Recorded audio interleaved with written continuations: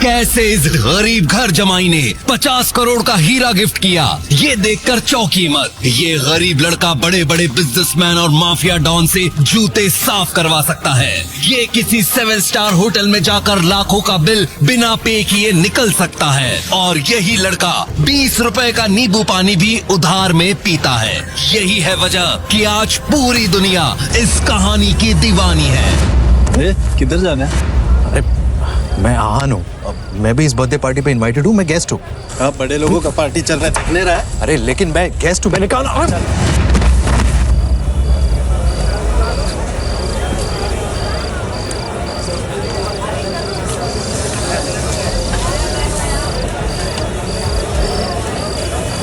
Guys, just look at this idiot. इसका कहना है कि सिंघानिया साहब की बर्थडे पार्टी में ये भी इनवाइटेड है। शनाया, बेबी, घर चलते हैं। कब? बेबी? शनाया, तुम जानती हो क्या सड़क छाप को? नहीं नहीं, नॉट एट ऑल। कौन हो तुम? है कौन ये भिखारी और इस पार्टी में क्या कर रहा है? Who the hell are you? इतना सुनते ही आहान शॉक्ड हो जाता है। ये पहली बार नहीं था जब शनाया ने आहान की बेइज्जती की थी। शना, लगता है तुमने कुछ ज्यादा ही पी ली है। Seems you're high। चलो घर चलते हैं। कब? ए निकम्मे, चल निकल यहाँ से। सिक्योरिटी, इस कचरे को उठाकर बाहर फेंको। ठीक उसी समय बर्थडे बॉय सिंघानिया पहुंचता है और सभी लोग उसको बर्थडे विश करने उसके पास जाते हैं।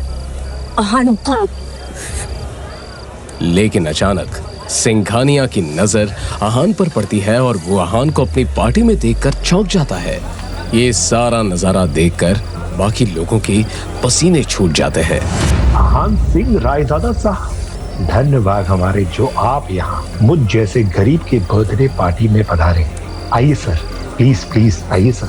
लेकिन आहान कुछ नहीं बोलता है और चुपचाप वहां से बाहर निकल जाता है।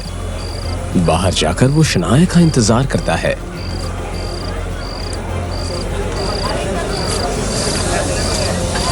जब पार्टी खत्म होती है तो शनाया नशे में बाहर आती है।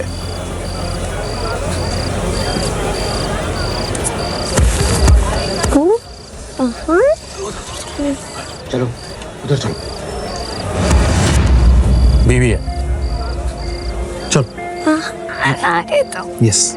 अब हम घर जाएंगे। हाँ हाँ, आराम से आराम से। घर चलते हैं।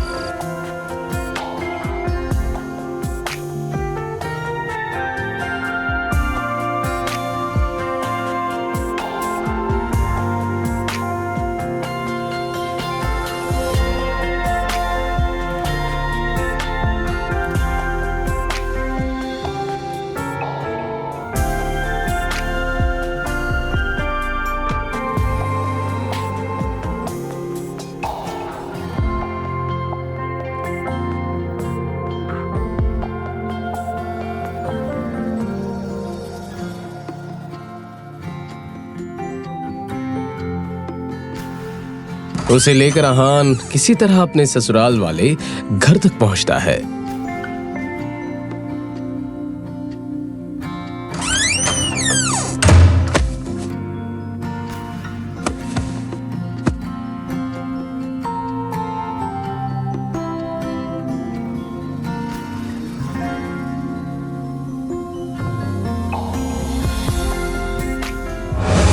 घर पहुंचते ही शनाया का कजिन शौर्य मिल जाता है।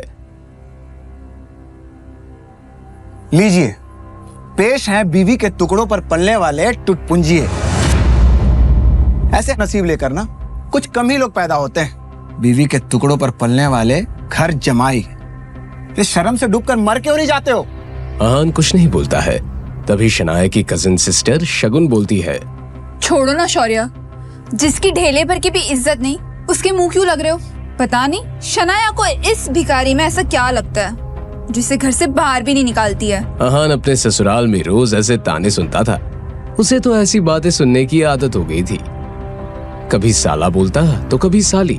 आहान की बीवी शनाया भी उसको गाली देने में पीछे नहीं रहती थी। फिर भी आहान इन सब की गलतियों को माफ कर देता था क्योंकि उसे शनाया से सच्चा प्यार था।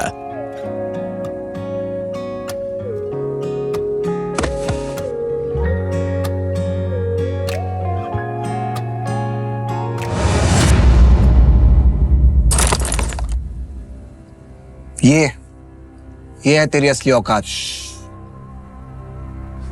अभी नहीं, प्लीज।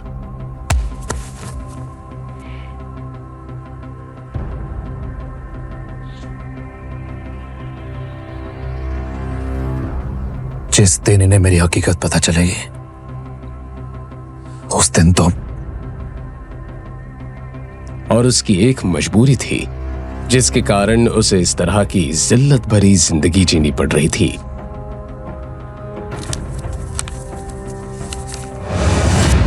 आहान की हकीकत क्या थी ये कोई नहीं जानता था, लेकिन न जाने क्यों आहान भी किसी को नहीं बताना चाहता था।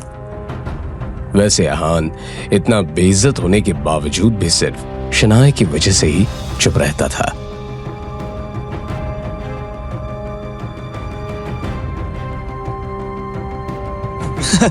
लेकिन उसकी बेइज्जती सिर्फ घर के नौकर, साला या साली ही नहीं करते थे, बल्कि उसकी सासू माँ भी करती थी। वो तो अपनी बेटी शनाया का आहान से डिवोर्स करा देना चाहती थी। साइन करके रखना।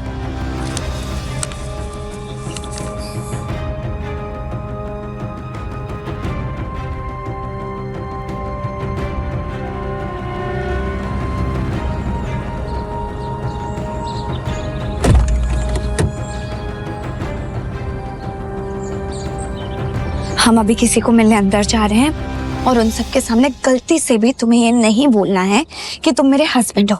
कोई तुमसे कुछ भी बोले तो उनको यही बताना कि तुम मेरे नौकर हो, ओके? मगर शनाया जी। क्या मगर शनाया जी? हाँ, तुम्हें पता भी है लोग जो अंदर बैठे हैं उनकी कितनी ऊंची पोजीशन है, कितने अमीर है वो लोग।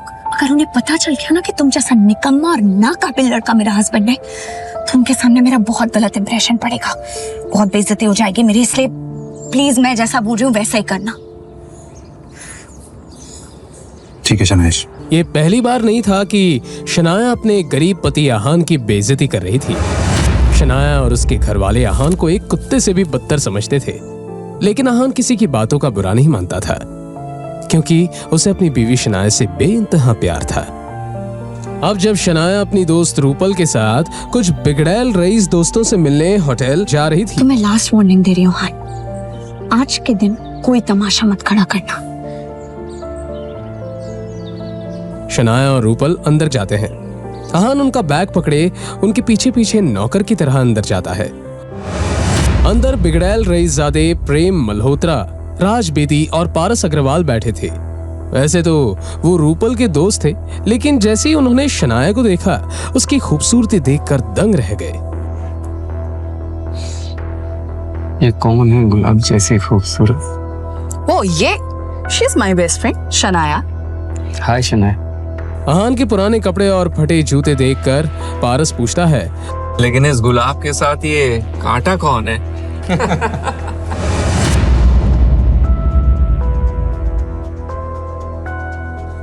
जी मैं आहान हूं। अरे हाँ, याद आया, शनाया गिल। तो इसका मतलब ये वही निकम्मा आहान है जिसे शनाया के पापा शेखर गिल ने शादी कराई है, राइट शनाया? अब जैसे ही प्रेम और पारस को पता चलता है कि ये गरीब इंसान इस खूबसूरत लड़की शनाया का पति है, तो शनाया से फ्लर्ट करने के अरमानों पर पानी फिर जाता है। अब वो तीनों मिलकर आहान की गरीबी का मजाक उड़ाने लगते हैं। आहान भैया, मैंने सुना आप किसी बैंक में काम करते हैं, तो बस यही जानना था कि आपको महीने की सैलरी कितनी मिलती है? अब हद हो गई थी। इस तरह किसी अनजान से पहली मुलाकात में इतना पर्सनल सवाल करना बहुत गलत बात थी। जी वैसे तो मुझे 12,000 मिल जाते हैं, और कभी कभार बोनस अगर मिलता है तो फिर 15,000 भी हो जाता है। 15,000? जी 15,000? 15? नहीं, अच्छा है। मतलब मेरे ज्वेलरी स्टोर के अकाउंटेंट से सैलरी आधी ही है, लेकिन आजकल के जमाने में तो इतना भी बहुत होता है, नहीं? पारस भाई, हाँ, अगर तुम्हारे स्टोर में किसी स्टाफ की जरूरत हो, क्यों ना हम आहान भैया को कंसीडर करें? हाँ। वैसे दिखने में समझदार लगते हैं, शिकायत का मौका नहीं देंगे। हाँ, क्यों नहीं। मतलब इन्हें मैं 20-25 हजार की सैलरी तो ऑफर कर ही सकता हूँ। आहान भैया, आप एक काम करिए, आप कल से ही ज्वाइन कर लीजिए। अगर वो चाहता तो उन तीनों को खरीदने की ताकत रखता था, वो भी इस तरह जैसे बाजार में जाकर कोई धनिया खरीदता हो। वो क्या है मिस्टर अग्रवाल, आपके ऑफर के लिए थैंक यू। इनफैक्ट आपने मेरे बारे में इतना कुछ सोचा, उसके लिए मैं शुक्रगुजार हुआ आपके। लेकिन क्या है कि मुझे ना ज्वेलरी के बारे में ज्यादा आइडिया है नहीं, तो आई एम सॉरी। इधर शनाया रूपल के रईस दोस्तों की बेकार की बातों को सुनकर चिढ़ गई।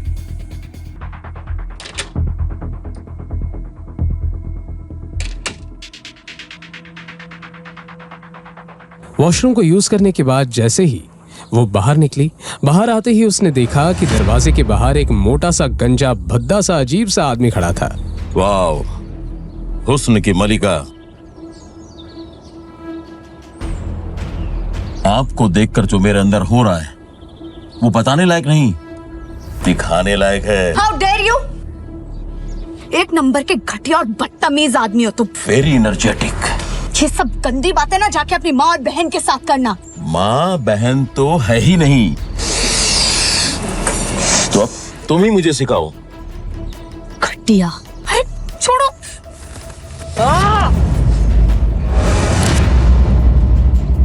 अब शनाया ने ज्यादा सोचे बिना उस आदमी के मुंह पर एक थप्पड़ जड़ दिया।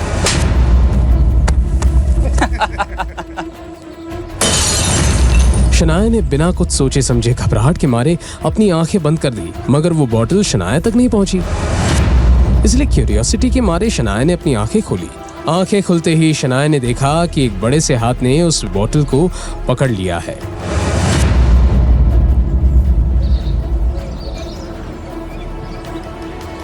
लगता है आपने कुछ ज्यादा ही पी लिया है। अगर आप घर पे वन पीस में जाना चाहते हो भी जिंदा, मेरी बीवी से माफी मांगनी है। तो अब मैं बताता हूं कि किसे कितनी चढ़ी है।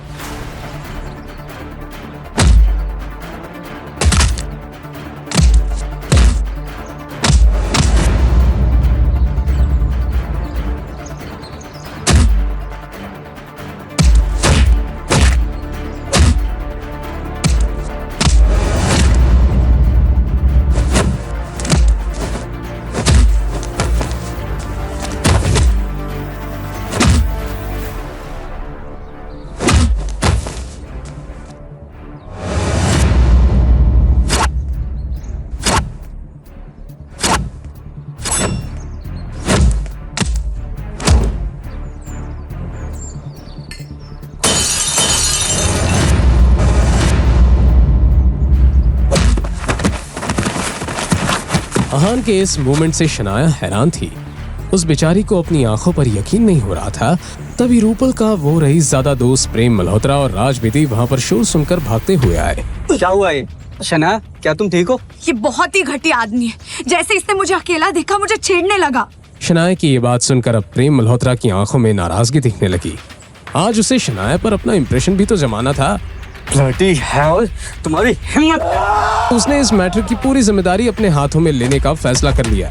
आफ्टर ऑल प्राइड होटल उसकी ही फैमिली बिजनेस का हिस्सा था। अब ये दोनों मेरी बीवी शनाया पर अपना इंप्रेशन जमाने के लिए एक मरे हुए आदमी को कुछ ज्यादा ही मार रहे हैं। आहान ने देखा कि प्रेम मल्होत्रा और राज बेदी रुकने का नाम ही नहीं ले रहे थे। अब बस करो, बस करो। उसे उसकी सजा मिल चुकी है। ऐसे चलता रहो, मर जाएगा। आन भैया, आप किस बात से डर रहे हैं? और अगर ये यहाँ मर भी गया ना तो कोई फिक्र नहीं, मैं इस होटल का मालिक हूँ। पूरे मैटर को यहीं सेटल डाउन कर दूंगा। भले ही वो कुछ किए बिना चुपचाप मार खा रहा है, ये बात तो साफ है कि ये आदमी कोई आम आदमी नहीं है। शनाया को आहान पर चिढ़ मच रही थी, लेकिन ऐसे बड़े से होटल में सीन क्रिएट करना थोड़ा तो अजीब था। तो प्लीज बस करो तुम लोग, जितना मानना था मान लिया, अब हम चलते हैं यहाँ से। आन भैया, आप ना कुछ ज्यादा ही डरते हैं। कोई नहीं, हमारे साथ रहेंगे तो ब्रेव हो जाएंगे। ये बात किसी ताने से कम नहीं थी, मगर ये सब समझने के बाद भी आहान ने कुछ नहीं कहा। जब प्रेम मल्होत्रा ने उन सब के साथ उस मोटे और गंजे आदमी को अंदर आते हुए देखा तो वो गुस्सा हो गया।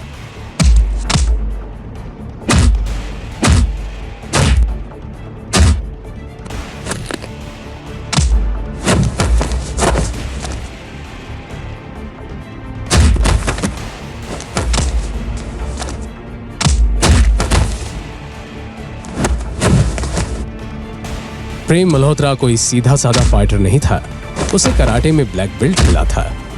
एक एक करके प्रेम मल्होत्रा ने गजेंद्र के सारे साथियों को हरा दिया।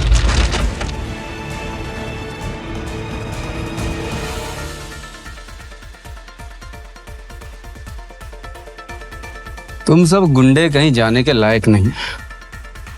मिस शनाया एंड रूपल, आप दोनों ठीक हैं? प्रेम के सवाल के जवाब में शनाया और रूपल ने हामी भर दी। प्रेम शनाया की आंखों में अपने लिए तारीफ देखना चाहता था, मगर उसने देखा कि शनाया की नजरें तो अपने पति आहान की तरफ थी। वो आहान जो चुपचाप हाथों में आइस पैक लिए गुंडों की तरफ देख रहा था। वाह मेरे शेर, प्रेम मेरे भाई, तूने तो कमाल कर दिया यार। मुझे नहीं लगता कि ये सब हमको और तंग करेंगे, क्यों? एग्जैक्टली। वैसे इन नठल्लों का करना क्या है? किसी को बुला के इनको दफना दो। पारस बस अपनी बात को बड़ा चढ़ा के कह रहा था। वो सच में ऐसा कुछ करने की हिम्मत नहीं रख सकता था।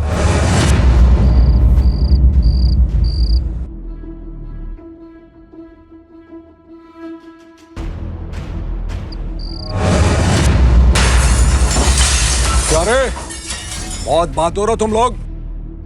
चलो मैं भी तो देखूं कितनी बात हो रही है तुम में। आओ मेरा सामना करो, आ जाओ आ जाओ। देखो रे, तो हाँ, मैं भी कहाँ डरता हूँ। तुम सामने तो आओ, तुम्हारा सामना भी जरूर करूंगा। बेटा इधर देख। मगर जब तक प्रेम मल्होत्रा ने अपनी ये बात कही, वो आगे कुछ बोल ही नहीं पाया। अपने सामने आदमी को देखते ही प्रेम मल्होत्रा की बोलती बंद ही हो गई, क्योंकि सामने जो आदमी खड़ा था वो कोई ऐरा खैरा गुंडा नहीं था। चेहरे पर जख्म का एक लंबा सा कट और हट्टा कट्टा बॉडी विकी भाई था। उसके पीछे 15 से 20 आदमी और थे। उन सब के बाइसेप्स को देखकर ये पता लगाना मुश्किल नहीं था कि वो सब के सब फाइटर्स थे। भाई हम तो बस मजाक कर रहे थे। अच्छा, मजाक कर रहे थे? हाँ भाई। लाइफ में मजाक तो होना चाहिए। क्यों रे, तुम लोग मजाक करते हो ना? तो अभी मैं तुम लोगों के साथ थोड़ा मजाक करूं। बात करके सेटल डाउन कर लेते हैं ना। हाँ हाँ भाई। चलो रे, मजाक करो।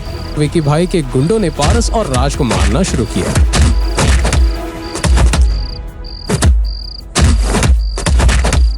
अरे तोड़ो तोड़ो, ठीक से तोड़ो इनको। विकी भाई को अपने सामने चल रहा ये तमाशा देखकर बहुत मजा आ रहा था। 3 अमीर लड़के, 2 खूबसूरत लड़कियां और अंधेरे में बैठकर आहान। भाई प्लीज भाई माफ कर दीजिए भाई। अरे लेके जाओ।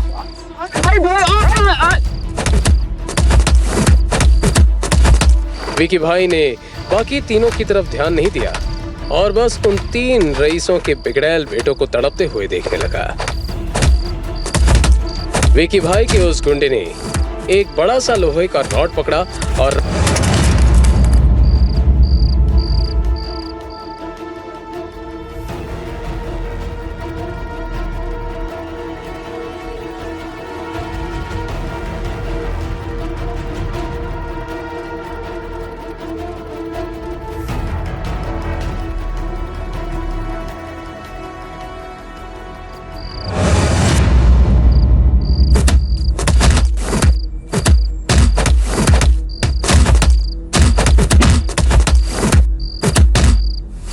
इसके हाथ पैर तोड़ दे, तब भी जबान बंद हो ना तो मुंडी तोड़ डाल।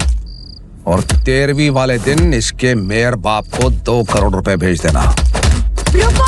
शनाया ने गुस्से से चिल्लाकर कहा। विकी भाई ने जब इस आवाज की डायरेक्शन में देखा तो उसकी आंखें खुली की खुली रह गई। उसे अपनी आंखों पर यकीन नहीं हो रहा था। विकी भाई के ऐसे रिएक्शन से सब हैरत में थे।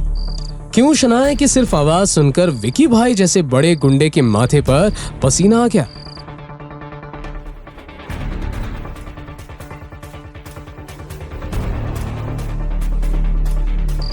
ये तो आहान रायजादा है। चलो चलो निकलो यहां से।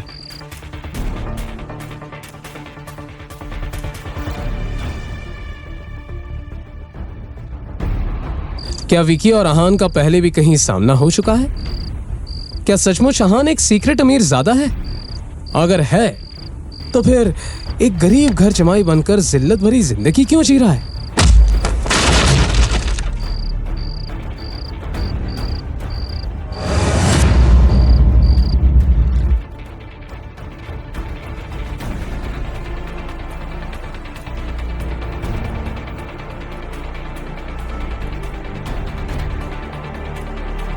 क्यों शनाया के पापा ने उसकी शादी अहान जैसे गरीब फटीचर से करवा दी? क्या होगा जब अहान की हकीकत सामने आएगी? मिस शनाया, मुझे माफ कर दीजिए। मैं नहीं जानता था कि यहाँ आप अपने दोस्तों के साथ लंच पर आई थी। हाँ, अगर मुझे इस बात की जरा खबर होती तो मैं गलती से भी ये सब नहीं होने देता। विकी भाई ने बहुत ही ईमानदार लगते हुए शनाया से माफी मांगी। आगे विकी भाई ने कहा, मिस शनाया, मैं सच में शर्मिंदा हूँ कि मेरे और मेरे साथियों की वजह से आपके दोस्तों को इतना जख्मी होना पड़ा। मगर आपको बिल्कुल भी परेशान होने की जरूरत नहीं है। मैं इन सबको हॉस्पिटल ले जाऊंगा। ये सुनने के बाद प्रेम मल्होत्रा, पारस अग्रवाल और राज बेदी एक दूसरे की तरफ हैरानी से देखने लगे। आगे विकी भाई ने अपनी बात को कंटिन्यू किया। और हाँ मिस शनाया, ये आपको जो भी टेंशन और इरिटेशन हुई है उसके बदले में मैं आपको 50 लाख रुपए भेज दूंगा। प्लीज उसे कम मत समझिएगा। ये कहकर विकी ने नजरें चुराकर अहान की तरफ देखा। ये तुम क्या कह रहे हो? विकी भाई शनाया के इस सवाल के पीछे का मतलब समझ गया। मिस शनाया, आप ज्यादा सोचकर परेशान मत होइए। मैं एक बार फिर से माफी मांगता हूँ। थोड़ी ही देर में आपके पास पैसे पहुंच जाएंगे और मैं किसी को भेजकर आपके दोस्तों को हॉस्पिटल भिजवा देता हूँ। अब हम चलते हैं, अपना ख्याल रखिएगा। ये कहकर शनाया की किसी बात को सुने बिना ही विकी भाई वहां से चला गया। बाकी आदमी भी प्राइवेट रूम में बाहर चले गए और बचे कुछ 4-5 आदमियों ने मिलकर प्रेम, राज और पारस को उठा लिया। जब फाइनली प्राइड होटल के उस प्राइवेट रूम में शनाया, आहान और रूपल ही बचे हुए थे। शनाया कुछ रिएक्ट कर पाई। उसने एक गहरी सांस ली और ये फिगर आउट करने की कोशिश करने लगी कि अभी अभी उसके साथ क्या हुआ था। शनाया, ये विकी भाई तुमसे इतना डरता क्यों है? तुम्हें देखने के बाद तो उस विकी भाई के होश ही उड़ गए थे। रूपल, अगर मैं ये कहूं कि इस सवाल का जवाब मेरे पास भी नहीं है तो क्या तुम मुझ पर यकीन कर पाओगी? मैं तो खुद ही कंफ्यूज हूं कि मुझे देखने के बाद उस खतरनाक गुंडे को सांप क्यों सूंघ गया। तुम माफिया वालों को कैसे जानती हो शनाया? मुझे शुरुआत से इस विकी भाई के बारे में सब कुछ बताओ। यह क्या चैप्टर है? शनाया ने रूपल को प्लाजा बार में हुई हर एक बात बता दी। बहुत सोचने के बाद भी रूपल को इन दोनों बातों में कोई भी कनेक्शन नजर नहीं आ रहा था। रूपल ने एक नजर आहान की तरफ देखा और आंखों में अजीब तरह का डाउट लेकर उसने कहा, सुनो आहान, क्या तुम विकी भाई को जानते हो? तुम कहीं मजाक कर रही हो? मैं एक आम इंसान हूँ, मेरा किसी गुंडे से क्या लेना देना हो सकता है? मगर रूपल ने एक बार फिर से कंफर्म करने के लिए पूछा था। क्या सच में? सिर्फ रूपल ही नहीं, शनाया को भी ये डाउट हुआ था कि कहीं आहान का तो इस सब में कोई हाथ नहीं था। मगर शनाया के इस अंदाज में कोई भी लॉजिक नहीं था। लेकिन रूपल को आहान पर शक करने से छुटकारा ही नहीं मिल रहा था। ये थोड़ा फिशी है। आहान ने प्रेम को उस गजेंद्र से पंगा लेने से रोका भी था, लेकिन किसी ने उसकी बात नहीं मानी। यहां तक मैंने भी आहान को बुज़दिल समझा। क्या आहान पहले से इस बारे में जानता था? या ये सब कोई इत्तेफाक है? या सच में मेरा इंट्यूशन सही तरफ जा रहा है? रूपल ने फिर से खुद से ही सवाल करते हुए कहा। शनाया और आहान भी कुछ देर के बाद घर पहुंच गए। दोनों फ्रेश होकर लिविंग रूम में आए ही थे कि उनके घर का डोर बेल बजने लगा। शनाया ने आहान की तरफ देखकर उससे सवाल करते हुए कहा, आहान, क्या मॉम शाम में नहीं आने वाली थी? जल्दी कैसे आ गई? आहान को कुछ भी नहीं पता था। उसने कंधे उचकाते हुए शनाया से कहा, पता नहीं, मैं दरवाजा खोलता हूं, शायद मॉम कुछ भूल गई होंगी। ये कहते हुए आहान दरवाजे की तरफ गया। जैसे ही आहान ने दरवाजा खोला, बाहर विकी भाई के साथ काम करने वाला एक आदमी खड़ा था। उसे देखकर आहान अटेंटिव हो गया। सर, वो विकी भाई ने ब्रीफकेस भेजने के लिए कहा था। विकी भाई की तरफ से फिर से सॉरी। ये लीजिए। ये कहते हुए उस आदमी ने एक ब्रीफकेस आहान की तरफ बढ़ा दिया। आहान ने उस ब्रीफकेस की तरफ घूर कर देखा, मगर अपना हाथ आगे नहीं बढ़ाया। उस आदमी ने कुछ देर के लिए इंतजार किया और ब्रीफकेस को दरवाजे पर रखकर वहां से चला गया। आहान को यह जानकर राहत मिली कि कोई बखेड़ा खड़ा नहीं हुआ था। तभी शनाया वहां आ गई और उसने आहान से कहा, आहान, कौन था? आहान ने दरवाजे से ब्रीफकेस को उठाया और दरवाजा बंद करते हुए शनाया से कहा, विकी भाई की तरफ से यह ब्रीफकेस आया है। अंदर जाते ही आहान ने वो ब्रीफकेस टेबल पर रख दिया। आहान और शनाया ने एक दूसरे की तरफ देखा और हामी भरने के बाद आहान ने वो ब्रीफकेस खोल दिया।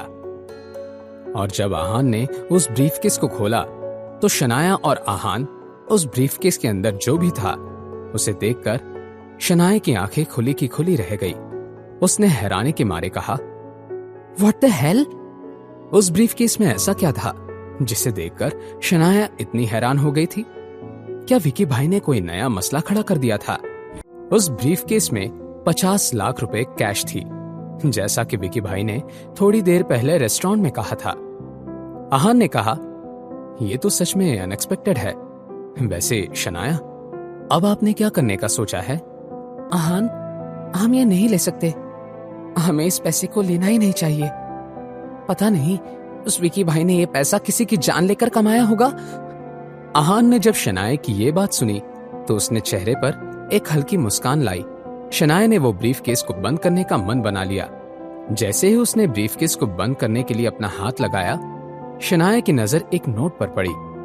शनाया ने आहान की तरफ एक नजर देखा और फिर उस नोट को उठाकर पढ़ने लगी।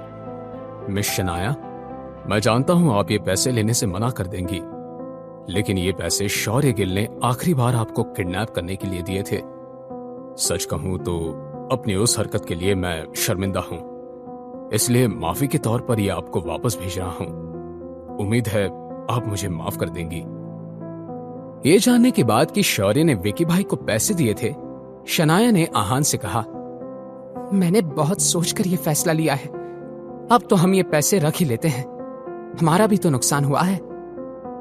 ये सुनकर आहान ने हामी भर दी। कुछ सोचने के बाद शनाया ने आहान से कहा, हम आधे पैसे रख देंगे और बाकी के आधे मतलब 25 लाख रुपए को दे देंगे, ओके? आहान को इस सब से कोई प्रॉब्लम नहीं थी।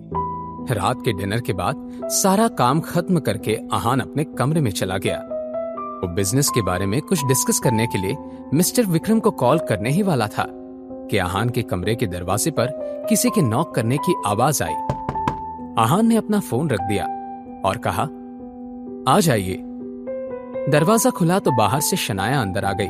वो विकी भाई ने जो पैसे दिए हैं उनका क्या करना है? हमारे पास 25 लाख रुपए हैं, क्या किया जाए? आहान ने कुछ सोचा और कहा, शनाया, अगर आप चाहें तो कुछ खरीद सकती हैं या कहीं इन्वेस्ट कर सकती हैं या फिर सेविंग भी कर सकती हैं। आपका जो भी डिसीजन होगा मैं आपके साथ हूं। आहान की बात सुनने के बाद शनाया को याद आ गया कि आज पूरा दिन रूपल की शरारत की वजह से आहान को उसके दोस्तों में कितनी बातें सुननी पड़ी थी। एकदम से शनाया के दिमाग में एक आइडिया आया और वो मुस्कुराते हुए कहने लगी, आहान, मैंने सोच लिया है कि मुझे उन 25 लाख रुपयों से क्या करना है।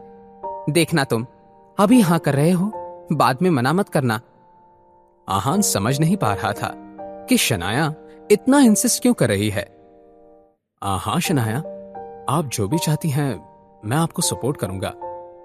कंफर्मेशन मिलने के बाद शनाया ने अपना फैसला सुनाते हुए कहा, तो फिर हम इन पैसों से तुम्हारे लिए एक कमाल की कार खरीदेंगे। शनाया, इस सब की क्या जरूरत है? मैं कार का क्या करूंगा? आपको मेरे लिए इतना खर्चा करने की जरूरत नहीं है। अब क्या मेरा तुम पर इतना भी हक नहीं है? अब आहान क्या कह सकता था? उसने बहुत ही हेल्पलेस होकर कहा, ऐसी बात नहीं है। यह सुनते ही शनाया ने कहा, तो फिर तय रहा, कल सुबह जाकर हम कोई अच्छी सी कार खरीदते हैं। अगली सुबह शनाया एक से एक कमाल की कार देख रही थी, मगर उसे आहान के लिए एक भी सही नहीं लग रही थी। शनाया ने सेल्स पर्सन से कहा, देखिए, मैं चाहती हूं कि आप मुझे कोई ऐसी कार सजेस्ट करें जो मेरे हस्बैंड की पर्सनैलिटी से मैच करती हो। जेंटल लेकिन स्ट्रांग। बाहर से भले ही लग्जूरियस लुक हो, मगर कार अंदर से बहुत कंफर्टेबल होनी चाहिए। क्या आप समझ रहे हैं कि मैं क्या कहने की कोशिश कर रही हूं? शनाया की बात सुनकर उस सेल्स पर्सन का मुंह बन गया, लेकिन उसने हां में अपना सर हिला दिया ताकि शनाया नाराज ना हो जाए। अपने दूसरे कलीग के पास जाते हुए सेल्स पर्सन ने धीमी आवाज में कहा, इन मैडम का हस्बैंड एवरेज सा लड़का ही तो है, जरा देखो उसे कैसे चुपचाप खड़ा है। ये मैडम उस लड़के से जितने केयरिंग अंदाज में पेश आ रही है, ये बात तो वो डिजर्व ही नहीं करता। उस लड़के से ज्यादा हैंडसम तो मैं हूं। ये बात जो सेल्स पर्सन सुन रही थी वो एक लड़की थी। उसने अपने कलीग से कहा, क्या तुम अंधे हो गए हो? वो सर कुछ कम हैंडसम नहीं है। वो किसी फेमस मॉडल को भी पीछे छोड़ सकता है, और ये उन हस्बैंड और वाइफ के बीच का प्यार है। तुम्हें इतनी क्यों जलन हो रही है? तुम उन्हें अपनी बेस्ट कार दिखाओ। नहीं, तुम रहने दो, मैं ही दिखाती हूं, तुमसे कुछ नहीं होगा। उस लड़की ने अपनी बात कही और आहान और शनाया को एक कार के पास ले गई। इस वक्त वो लोग एक नई लिमिटेड एडिशन कार को देख रहे थे। उस कार को देखने के बाद फाइनली शनाया सेटिस्फाइड लगने लगी। हमेशा की तरह आहान ने इस डिसीजन में शनाया का साथ दिया। थोड़ी ही देर बाद आहान और शनाया अपनी नई कार में बैठे हुए थे। शनाया ने आहान से कुछ कहा, तो चलें? शनाया बहुत एक्साइटेड थी।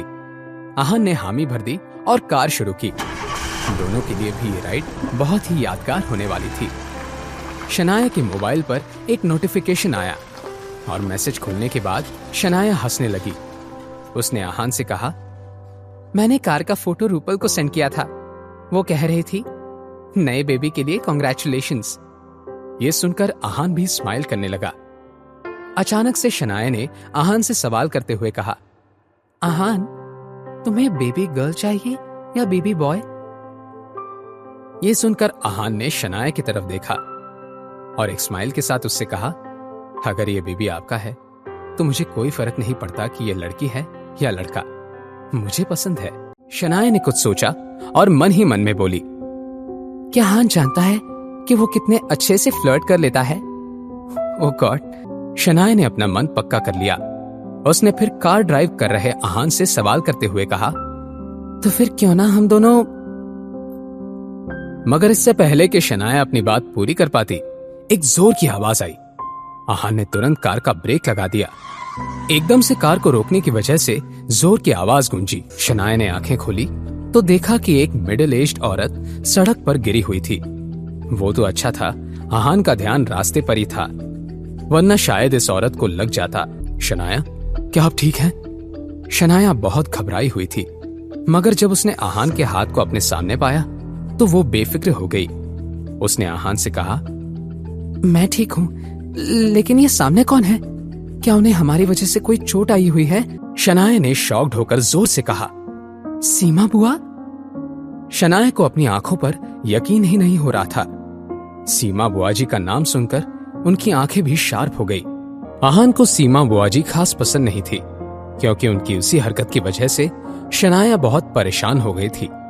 वो सिर्फ पैसे और ज्वेलरी ही नहीं, शनाया के इंपॉर्टेंट डॉक्यूमेंट्स जैसे कि पासपोर्ट और एटीएम कार्ड भी ले गई थी। सीमा बुआ जी ने देखा कि ड्राइवर सीट पर आहान बैठा था। ये देखकर वो गुस्सा हो गई। एक ही पल के अंदर अंदर सीमा बुआ जी के चेहरे पर छाया हुआ डर नफरत में बदल गया। वो गुस्से से चलते हुए आहान की साइड की विंडो की तरफ आई और उन्होंने आहान की खिड़की पर जोर जोर से हाथ मारना शुरू किया। आहान ने उनकी तरफ एक गुस्सैल नजर से देखा और खिड़की का शीशा नीचे कर दिया। विंडो का कांच नीचे होते ही सीमा बुआ जी आहान पर बरस पड़ी। बेशरम, एक घर जमाए होने के बाद भी तुम्हारी इतनी हिम्मत कैसे हुई? अभी अगर मेरी जान चली जाती तो क्या तुम जिम्मेदारी लेते? सीमा बुआ जी ने आहान को खरी खोटी सुनाते हुए कहा।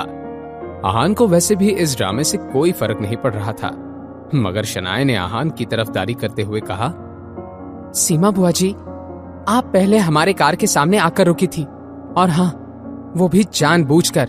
अब अपनी भतीजी की ऐसी बातें सुनने के बाद सीमा बुआ जी के तेवर ही बदल गए। वो गुस्से से शनाया को घूरने लगी और सीमा बुआ जी ने शनाया से कहा, ना समझ लड़की, तुम ये कैसी बातें कर रही हो?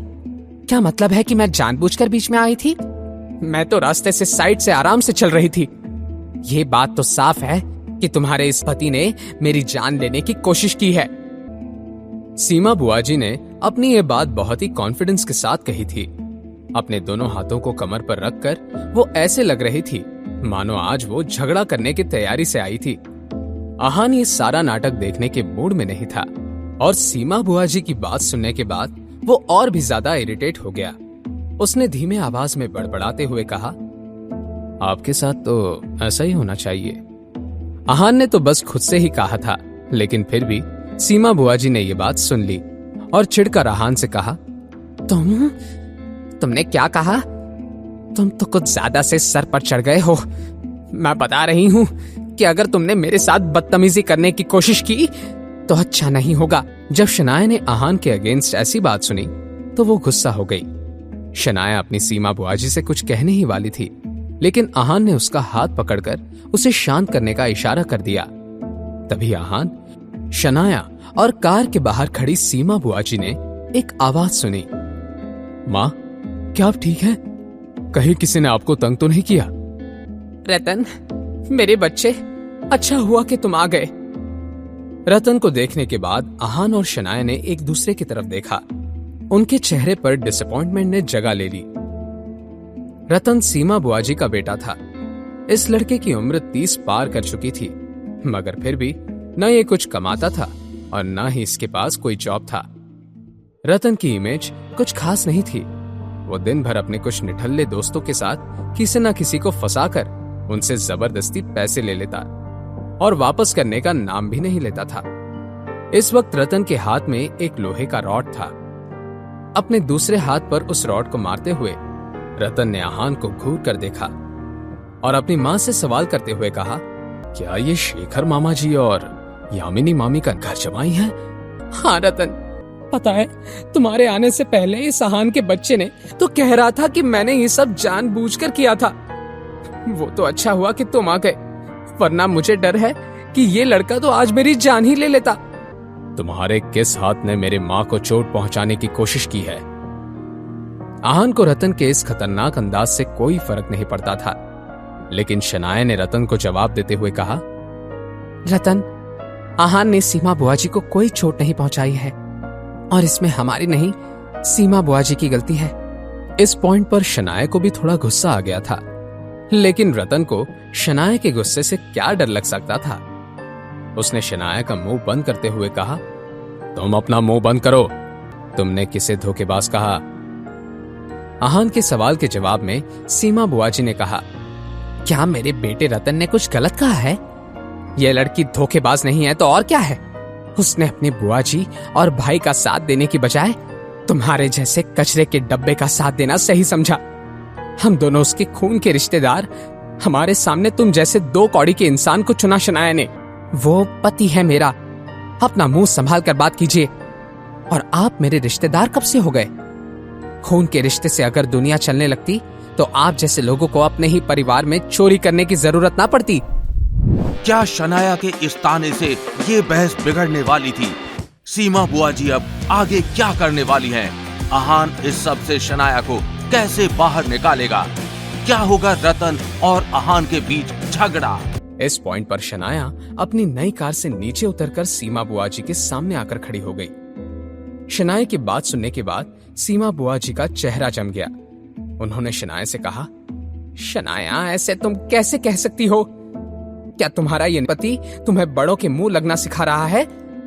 शनाया, इससे पहले कि तुम अपने सारे संस्कार और परवरिश छोड़ दो, अपने इस नकारे पति को ही छोड़ दो। संस्कार तो चोरी करने में भी नहीं नजर आते। अब सीमा बुआजी का गुस्सा 7वें आसमान पर पहुंच गया था। उन्होंने अपने बेटे रतन की तरफ देखकर कहा, रतन, लगता है कि यामिनी भाभी ने अपने बेटी को कुछ भी नहीं सिखाया है, लेकिन कोई बात नहीं। अगर उसकी माँ ने कुछ नहीं किया तो उसकी बुआजी उसे अच्छा बर्ताव सिखाएगी। रतन बेटा, जाओ और इस नालायक लड़की को मेरी तरफ से 2-3 थप्पड़ लगा दो। अपनी माँ की बात मानते हुए रतन शनाया की तरफ बढ़ने लगा। उसने अपना दाहिना हाथ हवा में उठाया। रतन शनाया को थप्पड़ मारने वाला था कि शनाया ने डर के मारे अपनी आंखें बंद कर ली। अगले ही पल एक जोर की आवाज आई। यह थप्पड़ रतन को पड़ा था। शनाया ने जब सामने खड़े रतन को देखा तो वो हैरान रह गई। हट्टा कट्टा रतन इस वक्त अपना दंदना रहा कान पकड़कर खड़ा था और उसका गाल लाल हो गया था। यह देखकर शनाया को अपने आंखों पर यकीन नहीं हो रहा था। सीमा बुआजी भागकर रतन के पास गई और उसे कंफर्ट करने लगी।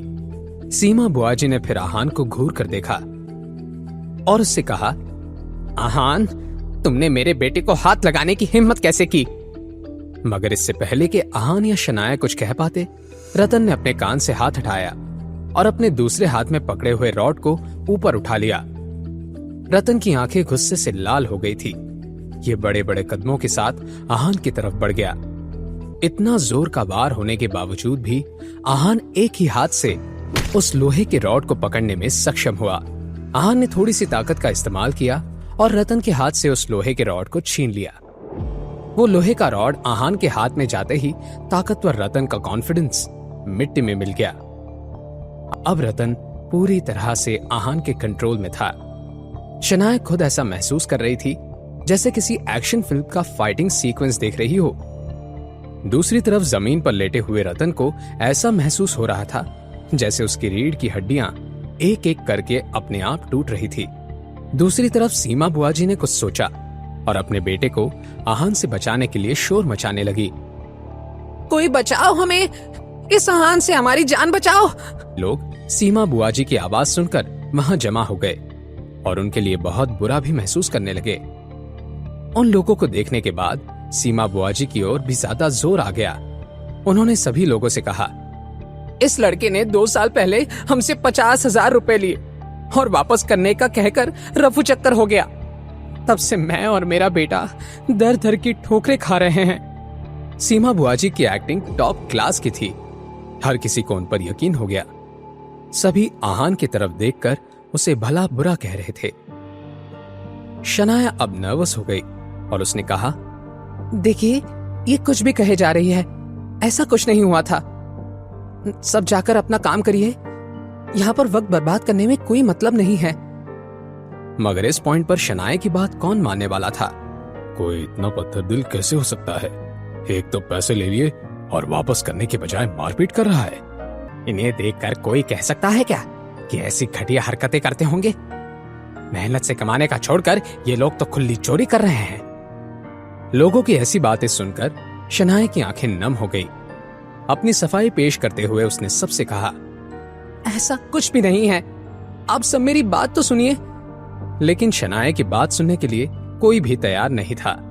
हर कोई बस आहान और शनाया को कोस रहा था। तभी आहान ने सीमा बुआजी की आंखों में आंखें डालकर देखा और उनसे सवाल करते हुए कहा, तो आप कह रही हैं कि आपने 2 साल पहले मुझे 50,000 रुपए उधार दिए थे, तो फिर क्या आपके पास कोई लिखी हुई पर्ची या बैंक ट्रांजैक्शन का रिकॉर्ड है जिस पर हम दोनों के साइंस या फिर ऐसा कुछ हो जो साबित कर सके कि आपने मुझे पैसे उधार दिए थे? आहान ने बहुत ही शांत अंदाज में अपना सवाल किया था, मगर इस सवाल को सुनकर सीमा बुआजी के चेहरे का रंग उड़ गया। उन्होंने फिर अपना दिमाग तेजी से भगाया और बहाना बनाते हुए कहा, क्यों नहीं होगा? मेरे पास सबूत है, लेकिन मैं नहीं जानती थी कि तुम मुझे बीच सड़क में मिल जाओगे। इतने जरूरी कागजात मैं लेकर नहीं घूमती। ये बहुत ही अच्छा बचाव था, मगर आहान के अगले सवाल के बाद सीमा बुआजी दंग रह गई। आहान ने उनसे सवाल करते हुए कहा, ठीक है, कोई बात नहीं। अभी अभी आपने कहा कि मैं आपको और आपके बेटे को मारना चाहता हूं, क्या कोई सबूत है? आहान ये सारे सवाल करके क्या साबित करना चाहता था? शनाया खुद भी कंफ्यूज हो गई, लेकिन सीमा बुआजी आखिर तक इस खेल को खत्म नहीं करना चाहती थी, इसलिए उन्होंने हामी भरते हुए कहा, हाँ, मैंने सच कहा है। मेरा बेटा जमीन पर लेटा दर्द के मारे रो रहा है और कुछ लोगों ने देखा ही होगा कि मेरे रास्ते में होने के बावजूद तुमने अपनी कार नहीं रोकी, उल्टा मेरी जान लेने के इरादे से तेजी से आगे बढ़ गए। हाँ, ऐसा ही हुआ था, मैंने देखा था। मैंने भी देखा। कोई ऐसा करने के बाद मुकर कैसे सकता है? मेरा तो कहना है कि हमें पुलिस को बुला ही लेना चाहिए। ताकि ऐसे जानवरों जैसे लोगों को उनके गुनाहों की सजा मिल सके। ये सुनकर एक बार फिर से भीड़ में हल्ला मचने लगा। शनाया फिर से पैनिक करने लगी। पुलिस का नाम सुनकर शनाया घबरा गई थी। भले ही उसने और आहान ने कुछ भी गलत नहीं किया था, लेकिन यहाँ हर कोई सीमा बुआ जी के सपोर्ट में ही बात कर रहा था, इसलिए शनाया डरने लगी थी। तभी आहान ने जोर से कहा, हाँ प्लीज कोई पुलिस को कॉल कर ही दो, मुझे भी एफआईआर लिखवानी है। आहान की कही ये बात सुनकर भीड़ में खड़े सभी लोग दंग रह गए। ये लड़का क्या कह रहा है? कहीं अपने पैसे के जोर पर इस बेचारी औरत को जेल की हवा खाने को तो नहीं भेजेगा? आजकल के जमाने में तो पैसे के दम पर कुछ भी किया जा सकता है। लोगों में इंसानियत नाम की कोई चीज ही नहीं रही। उस औरत की वो बात सुनने के बाद सीमा बुआ जी का चेहरा देखकर सबको तरस आने लगा। सीमा बुआ जी तो खुद हैरान थी। कुछ न कुछ गड़बड़ तो जरूर है, वरना ये लड़का इतना बेवकूफ नहीं लगता कि कुछ सोचे समझे बिना ही हवा में तीर चलाए। भीड़ में तरह तरह के अंदाज लगाना अभी भी खत्म नहीं हुआ था। सुनो लड़के, अब बात साफ साफ कहो, ये चोरी करके सीना जोरी करना सही नहीं है। तुम भी एफआईआर लिखवाना चाहते हो, इसका क्या मतलब है? मैं अपनी बात एक ही बार कहूंगा। ये मैडम जो इस बात का दावा कर रही हैं कि मैंने इन्हें मारने की कोशिश की है, झूठ कह रही हैं। और ये बात साबित करने के लिए मेरे पास सबूत है। मेरी कार में रिकॉर्डर है और ऑडियो और वीडियो के साथ सब कुछ रिकॉर्ड कर लेता है। कार रिकॉर्डर का नाम सुनकर सीमा बुआ जी के चेहरे का रंग ही बदल गया। भीड़ में से हर कोई अब सीमा बुआ जी की तरफ शक भरी नजर से देख रहा था। मैं बेगुनाह हूं, ये बात मैं साबित कर सकता हूं, और ये मैडम मुझे और मेरी बीवी को बिना वजह परेशान कर रही हैं। ना ही सिर्फ इन्होंने मेरा वक्त बर्बाद किया, पर मेरी बदनामी करने की भी कोशिश की है। इसीलिए मैं इनके खिलाफ शिकायत दर्ज करना चाहता हूं। आहान ने फिर सीमा बुआ जी की तरफ अपने कदम बढ़ा दिए और उनसे सवाल करते हुए कहा, आपका कहना है कि मैंने आपसे 50,000 रुपए उधार लिए थे और मैं पैसे वापस लौटाए बिना फरार हो गया ना? अगर ये सच है तो पुलिस को बुला ही लेते हैं, वही पता कर लेंगे कि कौन किससे पैसे चुरा कर भागा है। वो क्या है ना कि अभी मुझे थोड़ा घर पर काम है, मैं अभी निकलती हूँ। ये कहकर सीमा बुआ जी रतन के पास गई, उसे सहारा देकर खड़ा होने में मदद की। रतन जल्दी खड़े हो जा, अब हमें यहाँ से निकलना होगा, वरना मुझे डर है कि भीड़ में खड़े ये सारे लोग हमारी भी पिटाई ना लगा दें। एक बार की जिल्लत तो चल जाएगी, मगर अगर ये बात पुलिस तक पहुंच गई तो बात कुछ ज्यादा ही बिगड़ जाएगी। उठो, जल्दी करो। अगले ही पल दोनों माँ बेटे ऐसे भागने लगे, सभी लोग अपनी नजर चुराकर अपने अपने रास्ते चले गए। आखिरकार ये सारा मामला आहान ने खत्म कर दिया था। पीछे पलटते ही आहान की नजरें शनाया से मिली।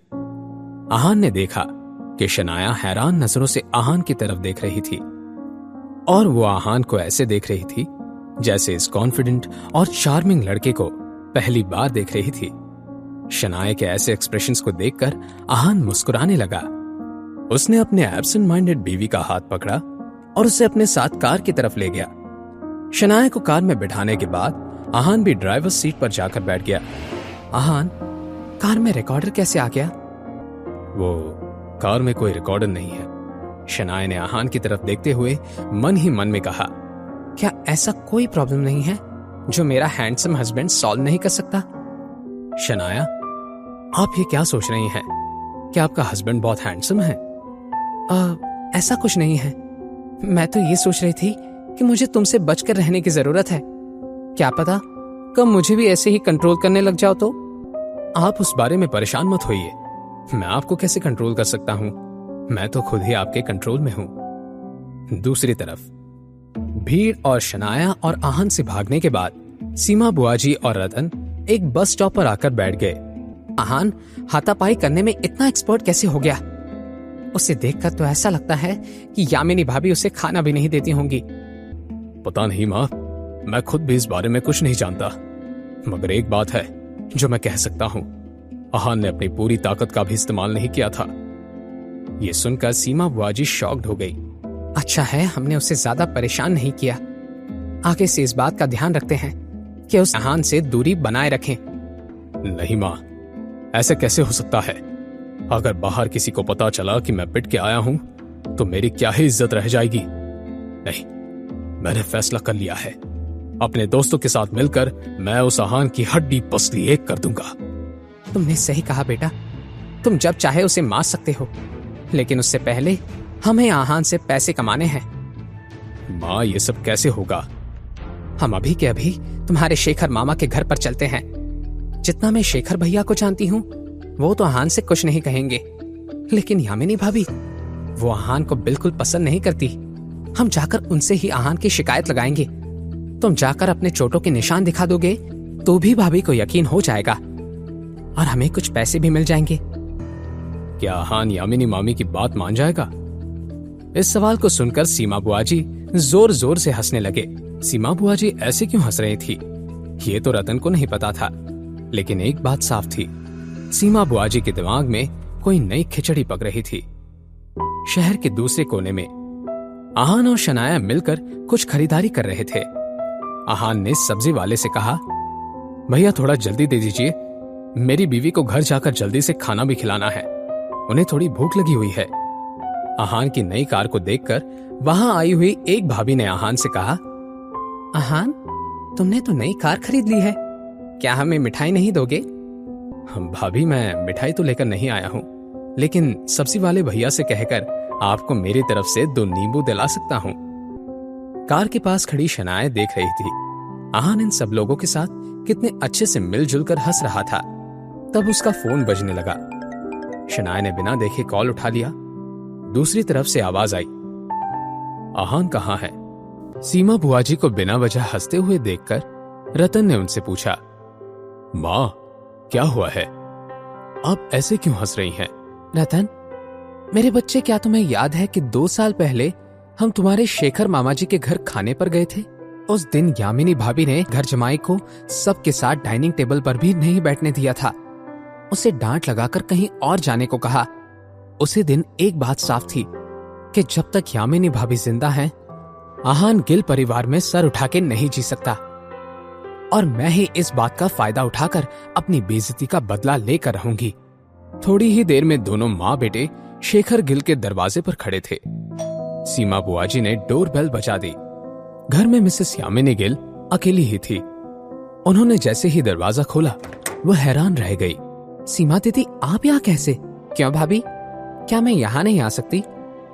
अपनी बात कहने के बाद सीमा बुआ जी ने मिसेस यामिनी गिल के जवाब का कोई इंतजार नहीं किया और अपने बेटे के साथ सीधा घर के अंदर चली गई। सीमा बुआ जी और रतन आराम से सोफे पर बैठ गए। भाभी, आपका दामाद कहाँ है? उस बेशरम को आने के लिए कहिए। सीमा दीदी, क्या हुआ है? आप आहान को क्यों ढूंढ रही हैं? भाभी, आपको क्या हो गया है? आप मुझे इतने सवाल क्यों पूछ रही हैं? एक बार उस आहान को बाहर बुला लीजिए, आपको भी पता चल जाएगा कि क्या हुआ है। वो आहान और शनाया कुछ सामान खरीदने के लिए बाहर गए हैं, मैं उन्हें कॉल करके बुलाती हूँ। अपनी बात कहने के बाद मिसेस यामिनी गिल कुछ दूर गई और शनाया को कॉल लगाने लगी। कुछ देर बजने के बाद ही शनाया ने कॉल आंसर किया था। आहान कहाँ है? क्या हुआ है मॉम? शनाया, बातें बंद करो और ज्यादा सवाल मत करो। जल्दी से आहान को फोन दो, मुझे उससे बात करनी है।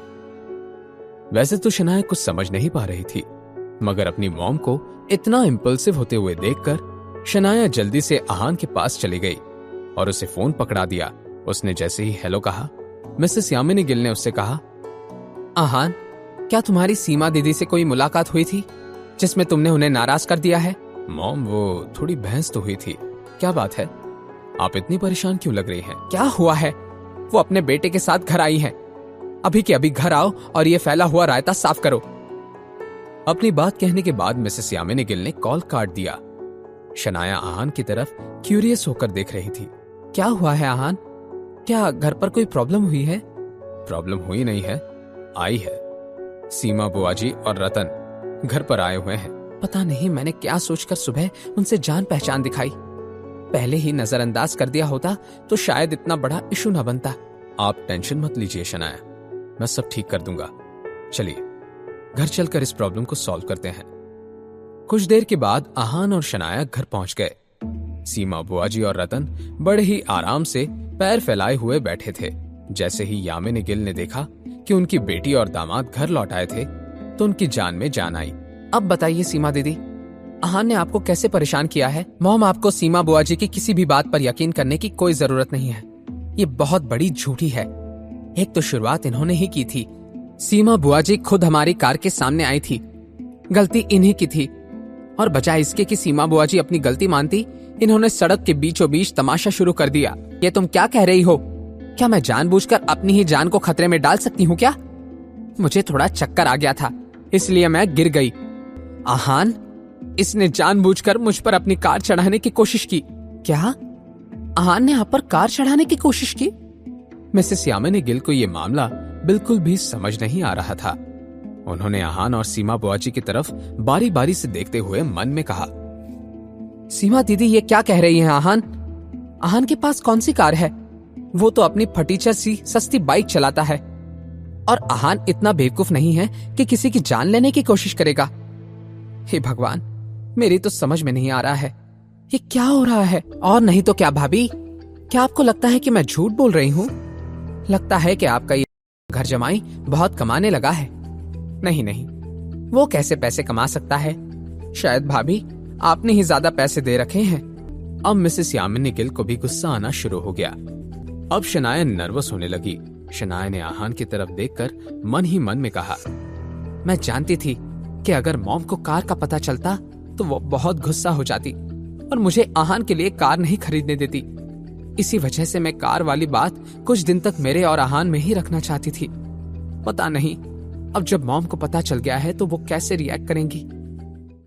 अब मिसेस यामिनी गिल को गुस्सा आ गया। वो सीधे जाकर आहान के सामने खड़ी हो गई। आहान, ये सब क्या चल रहा है? तुम्हारे पास 25 लाख रुपयों की कार कहां से आई? जैसे ही मिसेस यामिनी गिल ने आहान से ये सवाल किया, शनाया ने भागकर अपनी मॉम को अप्रोच किया। मॉम, मैंने शनाया से कहा कि मेरे लिए खरीद दे। मॉम, मैंने वो कार आहान के लिए खरीदी है। मिसेस यामिनी गिल ने अपनी बेटी और अपने दामाद की तरफ देखते हुए मन ही मन में कहा, इन दोनों में से सच कौन कह रहा है और कौन झूठ? मेरी तो कुछ समझ नहीं आ रहा है। एक मिनट, भले ही आहान या शनाया में से कोई झूठ कह रहा हो, पैसे तो शनाया ने दिए होंगे, मगर उसके पास 25 लाख कहां से आ गए? शनाया, ये पैसे कहां से आए? तुमने 25 लाख कहां से लाए? मॉम, आहान ने ये पैसे खुद कमाए हैं। शनाया, क्या तुम मुझे बेवकूफ समझ रही हो? आहान एक नॉर्मल सी बैंक में काम करता है और महीने के उसे 10 से 15 हजार मिलते हैं। शनाया, सच सच बताओ, क्या तुमने स्प्रिंग कॉर्पोरेशन वाले प्रोजेक्ट से कुछ पैसे निकालकर ये कार खरीदी है? नहीं मॉम, ऐसा कुछ नहीं है। शनाया ने अपनी मॉम की नजरों को देखकर ये बात पहचान ली थी कि वो जरूर आहान के बारे में कुछ गलत सोच रही थी। मॉम, ये पैसे मुझे विकी भाई ने दिए थे। क्या मतलब जो मैंने बात फैमिली ग्रुप पर पढ़ी वो सच थी? क्या सच में उस विकी भाई ने तुम्हें और रूपल को 50 लाख रुपए दिए हैं? शनाया ने जवाब में बिना कुछ कहे बस हाँ में अपना सर हिला दिया। और तुम आहान, क्या तुम्हें समझ में नहीं आता कि हम किन हालात से गुजर रहे हैं? अमीरों के घर में शादी हो जाने से कोई खुद अमीर नहीं हो जाता। मैं तुम्हें एक बात अच्छे से बता दूं, अपनी इन घटिया हरकतों से कभी बाज आ जाओ। मॉम, ऐसा नहीं है। मैंने अपने मन से आहान के लिए वो कार खरीदी है। इस सब में उसका कोई लेना देना नहीं है। चुप करो शनाया, क्या तुम समझ रही हो कि किससे बात कर रही हो? और तुम आहान, मैं नहीं जानती कि तुम क्या करोगे, लेकिन कल के कल वो 25 लाख की कार वापस करके आओ। मुझे मेरे हाथों में पूरे पैसे चाहिए, और अगर ऐसा नहीं हुआ तो मुझे तुम्हें बुरी सजा देनी पड़ेगी। अपनी बात को पूरा करने तक मिसेस यामिनी गिल की आंखें गुस्से से लाल हो गई थी। सीमा बुआ जी ने बीच में बोला, यामिनी भाभी, ये तो आपका आपस का मामला है, अभी तक असल मामला खत्म नहीं हुआ है। आहान को 25 लाख मुझे देने चाहिए। हमारे फैमिली मैटर से आपका क्या लेना देना है सीमा दीदी? आप अपने काम से काम रखिए। भाभी, आप ये क्या कह रही हैं? क्या आपने मेरी बात को सही से नहीं सुना? उसने मेरे बेटे रतन को भी बहुत मारा। रतन बेटा, अपनी यामिनी मामी को दिखा दो, उनके दामाद ने तुम्हें कितना मारा। रतन भी तुरंत खड़ा हो गया और उसने अपना टी शर्ट निकाला। उसके पूरे बदन पर जगह जगह चोट के निशान थे। अब ऐसा भी नहीं था कि वो सारी चोट रतन को आहान की वजह से लगी थी। दोनों माँ बेटे इस मौके का पूरा फायदा उठाना चाहते थे। भाभी, आप ये क्या कह रही हैं? ऐसे मामलों में मुझे मजाक करने की क्या जरूरत है? आपके दामाद ने मेरे बेटे की पिटाई की है, और यही सच है, रास्ते पर कई लोगों ने ये देखा था। क्या आप ये कह रही हैं कि मैं झूठी हूँ? मॉम, ये मैंने किया है। अपने दामाद की ये बात सुनकर मिसेस यामिनी गिल हैरान रह गई। आहान की हामी को जानकर सीमा बुआजी की जान में जान आ गई। सुना यामिनी भाभी, और मुझे झूठ कहने की कोई आदत नहीं है, तो फिर मुझे 25 लाख दे दीजिए और इस मामले को रफा दफा कर दीजिए। मॉम, रतन ने शुरुआत की थी, वो मुझे थप्पड़ मारने आ रहा था। आहान ने ये सब मुझे बचाने के लिए किया है। शनाया को सीमा बुआजी पर गुस्सा आ रहा था, लेकिन मिसेस यामिनी गिल ने शनाया को और सीमा बुआजी को नजरअंदाज कर दिया। तुम्हें हाथ उठाने की क्या जरूरत थी आहान?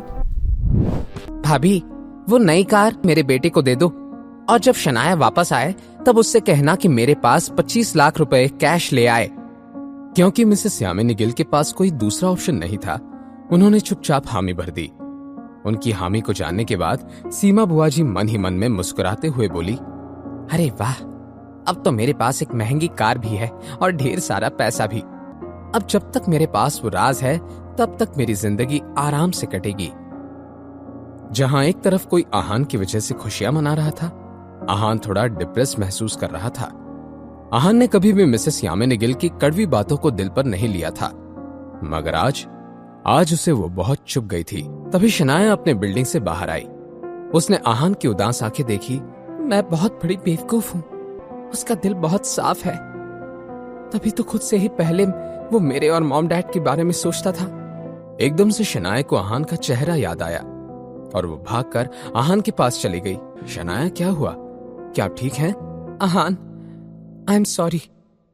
पता नहीं घुटनों के बल बैठकर उस रतन से माफी मांगने की बात को तुमने चुपचाप कैसे सुन लिया।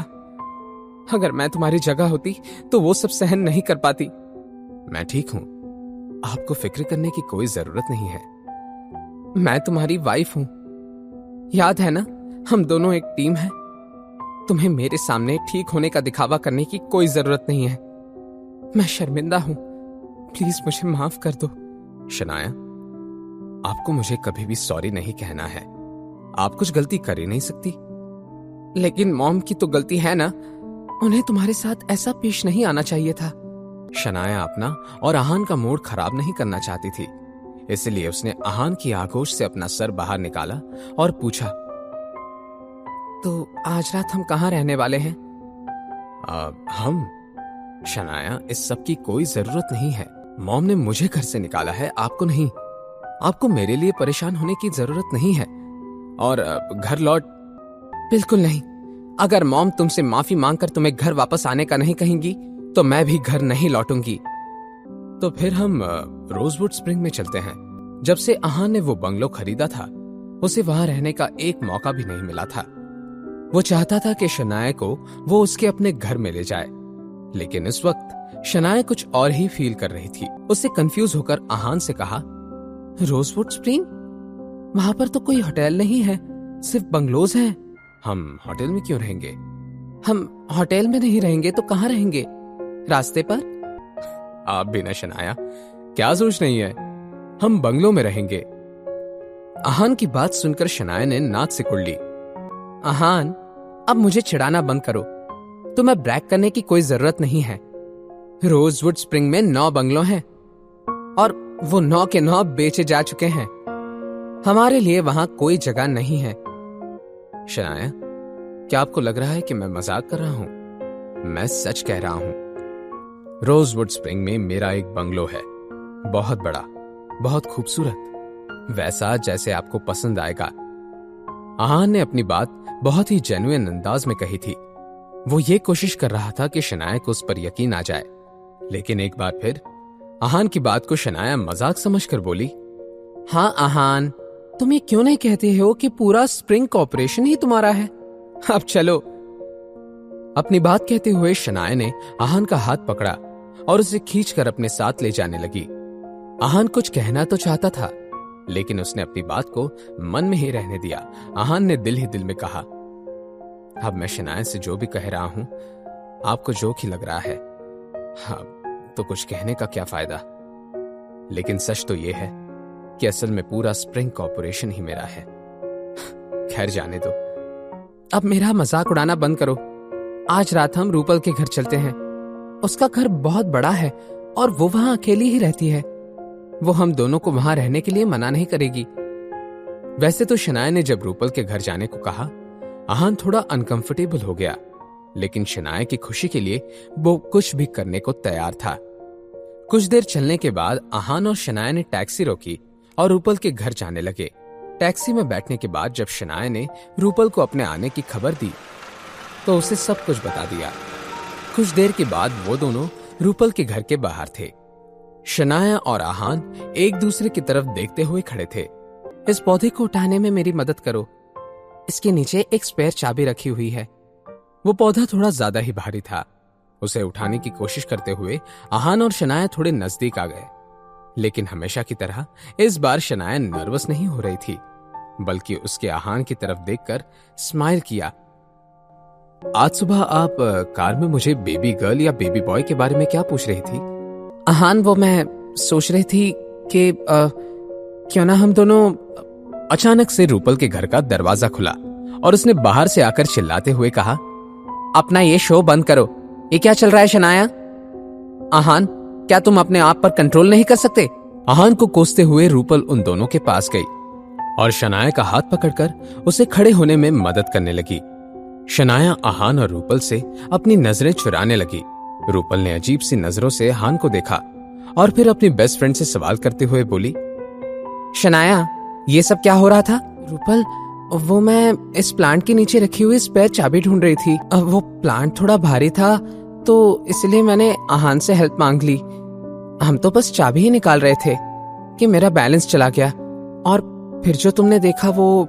जब रूपल ने शनाया की ये बात सुनी, उसने शक भरी निगाहों से आहान की तरफ देखा और बोली, क्या ऐसा ही है? जी, ऐसा ही है। ये सब एक एक्सीडेंट था। मैंने कुछ भी जानबूझकर नहीं किया है। अगले कुछ दिन तुम्हारी वाइफ मेरे साथ ही रहेगी, तो फिर तुम पहले फ्लोर पर ही रहना, समझ गए? ये सुनकर आहान की बोलती ही बंद हो गई, लेकिन शनाया की तरफ देखकर आहान ने बेमन से अपना सर हिला दिया। रूपल के इंस्ट्रक्शंस तो खत्म होने का नाम ही नहीं ले रहे थे।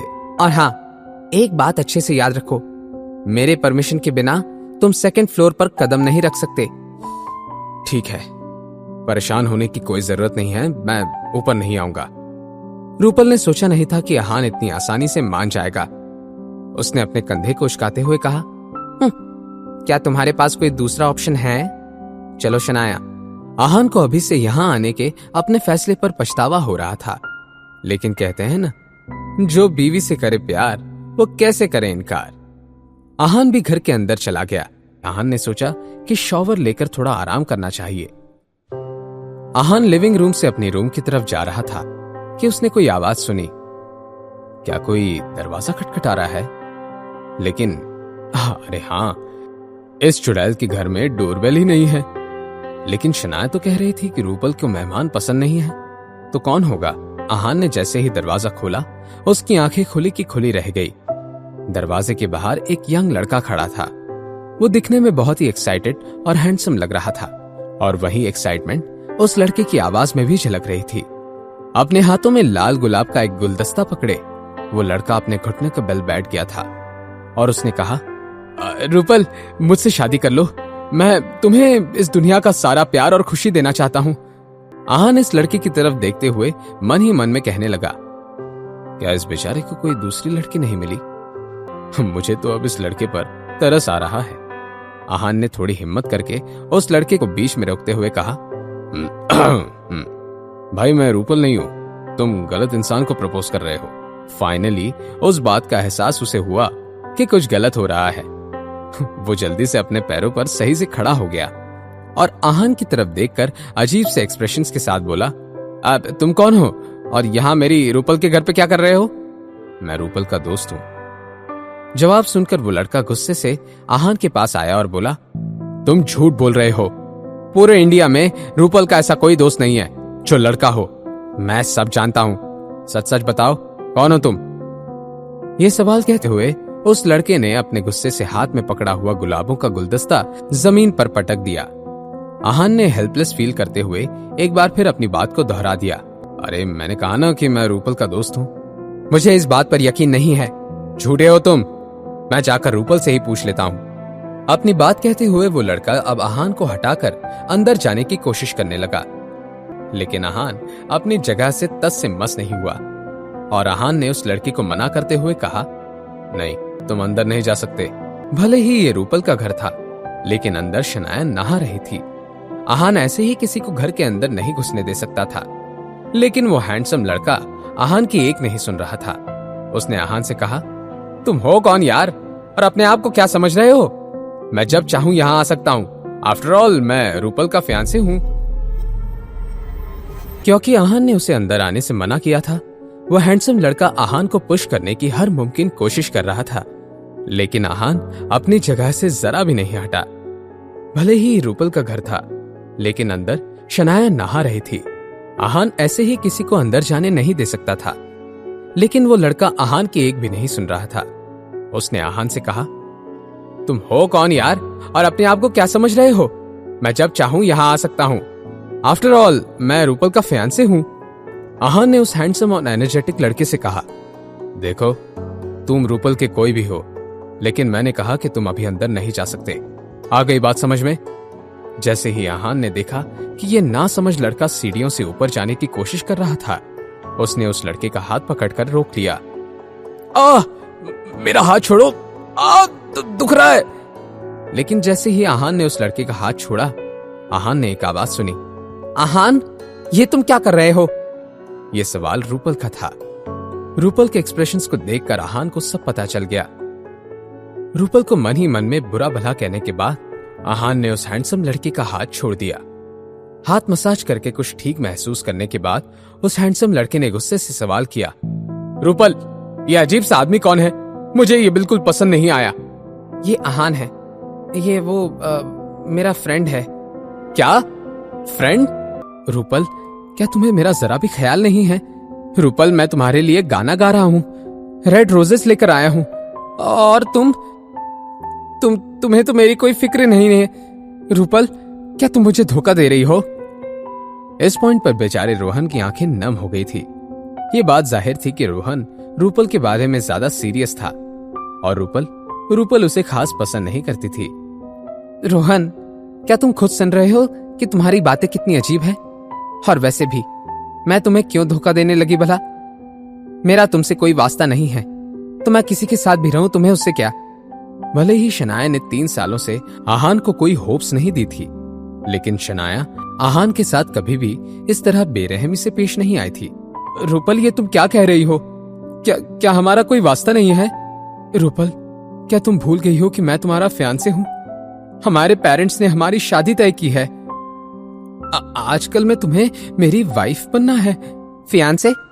मैं नहीं चाहती हूं कि तुम मेरे फियांसे रहो, और अगर हमारे पेरेंट्स ने शादी तय की है तो जाकर उनसे बात करो।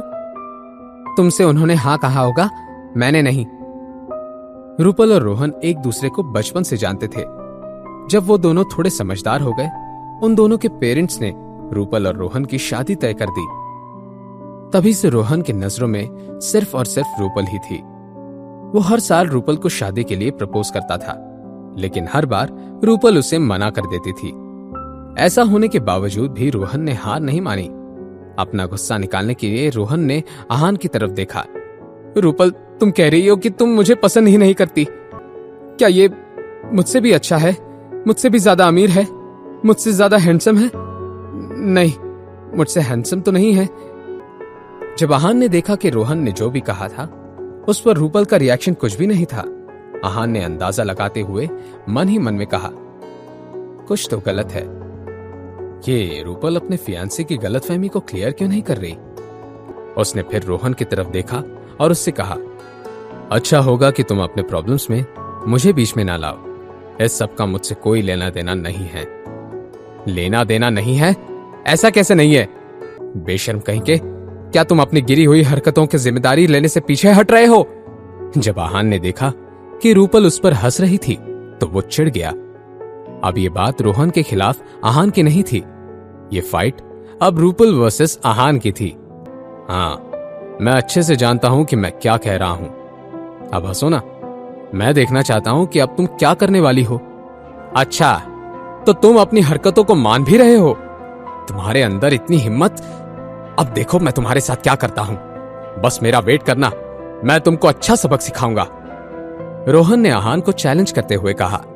ठीक है, अब जाओ भी। उसने गुस्से से आहान को देखा और रूपल के घर से चला गया। तुम्हारे अंदर बहुत हिम्मत है, अब देखो कि मैं तुम्हारे साथ क्या करता हूं। ठीक है, अब जाओ भी। उसने गुस्से से आहान को देखा और रूपल के घर से चला गया। रूपल हैरानी भरी नजरों से आहान की तरफ देखने लगी। उसे अपनी आंखों पर और अपने कानों पर यकीन ही नहीं हो रहा था।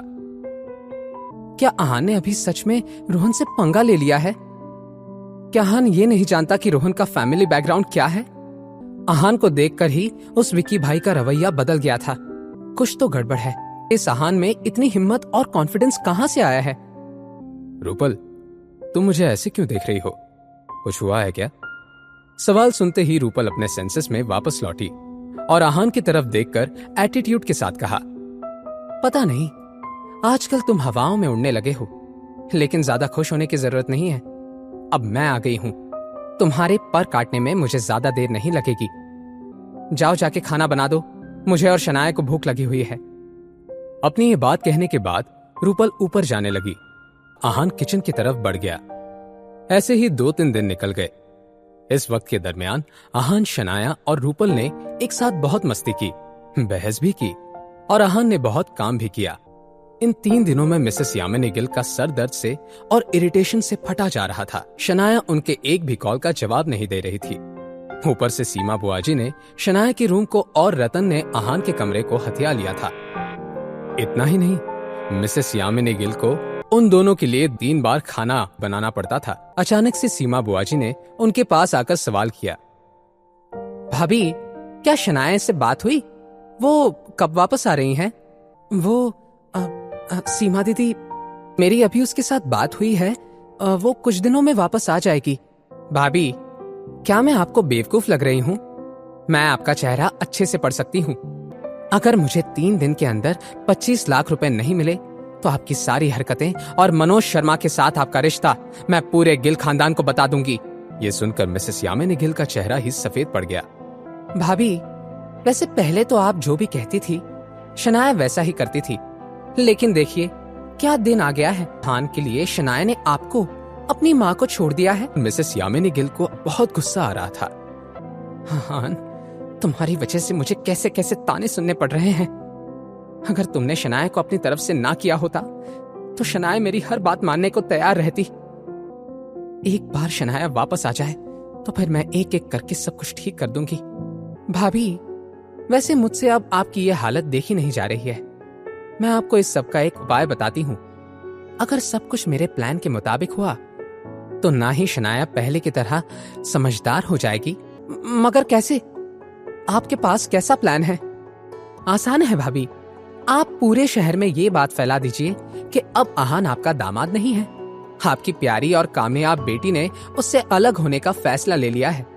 जाहिर सी बात है, आपका इरादा साफ होगा, शनाया के लिए नया पति ढूंढना। सीमा बुआ जी की कही एक एक बात सुनकर मिसेस यामिनी गिल बहुत एक्साइटेड महसूस करने लगी। ये आइडिया उसकी पूरी जिंदगी बदल सकता था। अगर सच में ये सब मुमकिन हुआ तो मैं शनाया के लिए एक बहुत अच्छा लड़का ढूंढूंगी। ऐसा लड़का जो स्टेटस में गिल परिवार से भी बड़ा हो। ऐसा लड़का जो उस आहान से 1000 गुना बेहतर होगा। मिसेस यामिनी गिल ने मन ही मन में कहा। उनकी सारी एक्साइटमेंट धरी की धरी रह गई। मिसेस यामिनी गिल ने परेशान लगते हुए सीमा बुआ जी से कहा, लेकिन सीमा दीदी, शनाया खुद घर छोड़कर गई है। उसने आहान का साथ देने का फैसला किया है। हम उसे वापस कैसे लाएंगे? यामिनी गिल का ये सवाल सुनकर सीमा बुआ जी कुछ देर के लिए सोच में डूब गई। सीमा बुआ जी ने अपनी भाभी से कहा, भाभी, ये हो सकता है, बस हमें शनाया को इस सब के बारे में पता लगने नहीं देना है। आगे हम जो करेंगे उससे हमारी सारी प्रॉब्लम्स खत्म हो जाएंगी। क्या सीमा दीदी ऐसा मुमकिन है? ये तो बहुत अच्छी बात है, लेकिन हम करने क्या वाले हैं? यामिनी गिल के पूछे हुए सवाल को सुनकर सीमा बुआ जी मुस्कुराने लगी। उनकी आंखों में एक अलग तरह की आग जल रही थी। स्वयंवर? स्वयंवर? स्वयंवर? कैसा और किसका स्वयंवर? भाभी, इसमें ना समझने जैसा क्या है? बात साफ है, शनाया का स्वयंवर। शनाया खूबसूरत है, बिजनेस इंडस्ट्री में अपने पोटेंशियल को साबित कर चुकी है। उसका नाम शिमला के हर बड़े खानदान में जाना जाता है। कोई भी उससे शादी करने के लिए एक पैर पे भी तैयार हो जाएगा। सीमा दीदी, जो भी हो जाए, शनाया ऐसी दकियानूसी बातों के बारे में सोचेगी भी नहीं और तुरंत मना कर देगी और कभी घर पर लौट कर नहीं आएगी। भाभी, तो फिर आप किस काम में आएंगी? अगर हमें कुछ बड़ा जीतना है तो जान की बाजी तो लगानी ही पड़ती है। त्यामिनी गिल ने हकलाते हुए कहा, सीमा दीदी, जान की बाजी का क्या मतलब है? सीमा बुआ जी जोर जोर से हंसना शुरू कर दी। उन्होंने बिना ज्यादा देर सोचे अपना फैसला कर लिया और बहुत ही फर्म अंदाज में अपने चालाक ननन से कहा, बिल्कुल नहीं, ऐसा कभी नहीं होगा। दूसरी तरफ आहान आज भी रूपल और शनाया के लिए सुबह का नाश्ता बना रहा था। सब कुछ एक एक करके डाइनिंग टेबल पर ला रहा था। शनाया अभी अभी नहाकर नीचे आ रही थी। जैसे ही उसने देखा कि आहान उसकी खुशी के लिए कितनी मेहनत कर रहा है, तो शनाया के दिल में नरमी छा गई। पीछे से रूपल भी आ गई और उसने शनाया को हल्के से धक्का देते हुए कहा, शनाया, क्या तुम ठीक हो? शनाया अपने होश में वापस लौटी और रूपल को देखकर बोली, रूपल, क्या कर रही हो यार? मुझे अभी हार्ट अटैक आ जाता, और वो भी ऐसे छिपकर। रूपल, ये तुम क्या कह रही हो यार? ताड़ना क्या होता है? मैं तो बस आहान को देख रही थी, और मुझे छिपने की क्या जरूरत है? चलो नीचे। ये कहते हुए शनाया के गाल लाल हो गए थे। ताड़ना नहीं, देखना कहते हैं। आई बड़ी। और ये जो तुम लाल हुई जा रही हो, इसे क्या कहते हैं? मैं तो इसे ब्लश करना कहती हूँ। शनाया सच में शर्मा रही थी, लेकिन फिर भी उसने रूपल की कही बातों को सुनकर अनसुना कर दिया और जाकर डाइनिंग टेबल पर बैठ गई। रूपल ने भी अपनी जगह ले ली। आहान ने अब तक टेबल पर सब कुछ सर्व कर लिया था। जब शनाया ने देखा कैसे आहान ने सब कुछ अकेले ही कर लिया था, तो वो आहान से बोली, आहान, तुम कुकिंग में हर दिन के साथ पहले से ज्यादा एक्सपर्ट होने लगे हो। वैसे रोज इतना बढ़िया खाना खिलाने के लिए थैंक यू। आहान शनाया से कुछ कह पाता, इससे पहले ही रूपल ने उसे इंटरप्ट कर दिया। हाँ आहान, शनाया सही कह रही है। तुम सच में अच्छा खाना बनाते हो और बाकी सारे काम भी बहुत अच्छे से कर लेते हो। जब आहान ने रूपल की कही ये बात सुनी तो वो दंग रह गया। वैसे आहान, अब जब मैं इंडिया लौटी हूं और मैं बहुत दिनों से सोच रही थी कि घर के सारे काम करने के लिए कोई अच्छी सी मेड ढूंढ लूं, क्या ना तुम मेरे घर पर जॉब कर लो? मैं तुम्हें बहुत अच्छे पैसे दूंगी। और हाँ, इतना ही नहीं, तुम यहाँ रह भी सकते हो। इसी बहाने शनाया और मैं पहले की तरह सब कुछ साथ में करेंगे। आहान ने रूपल को कोसते हुए मन ही मन में कहा, मुझे अपने घर का काम वाला बनाना चाहती है। आहान की फ्रस्ट्रेशन उसकी आंखों में साफ थी। जब शनाया ने देखा तो उसने एक गहरी सांस ली और कोई बहाना बनाते हुए आहान से बोली, आहान, प्लीज मेरे लिए ब्रेड ले आओगे? आहान ने शनाया की बात सुनी तो तुरंत हाँ में सर हिला दिया और रूपल को घूरते हुए किचन में चला गया। जैसे ही आहान वहां से चला गया था, शनाया ने रूपल के हाथ पर हल्के से मारकर कहा, रूपल, तुम आहान से ऐसे दिल दुखाने वाली बातें क्यों कहती हो? मुझे अच्छा नहीं लगता। शनाया को जाते हुए देखकर रूपल ने गुस्से से अपना फ्रेंच टोस्ट खा लिया। जैसे ही रूपल ने टेस्ट किया, उसके एक्सप्रेशंस ही बदल गए। रूपल ने अपने आप से कहा, आहान खाना बनाने में सच में एक्सपर्ट है। थोड़ी ही देर बाद आहान से फिर से पूछती हूँ, शायद मेरे घर पर काम करने के लिए मान जाए। रूपल के फैलाए हुए रायते को साफ करने के लिए शनाया किचन में गई थी। उसने देखा कि आहान उसके लिए ब्रेड को बटर लगा रहा था। शनाया जल्दी से आहान के पास गई और उसका हाथ पकड़ते हुए बोली, आहान, मैंने रूपल को समझा दिया, वो आगे से ऐसा नहीं करेगी। शनाया ने देखा कि आहान उसके पल की झपकाए बिना देख रहा था, तो वो खिलखिलाकर हंसने लगी। आहान ने शनाया से सवाल करते हुए कहा, शनाया, आप ऐसे क्यों हंस रही हैं?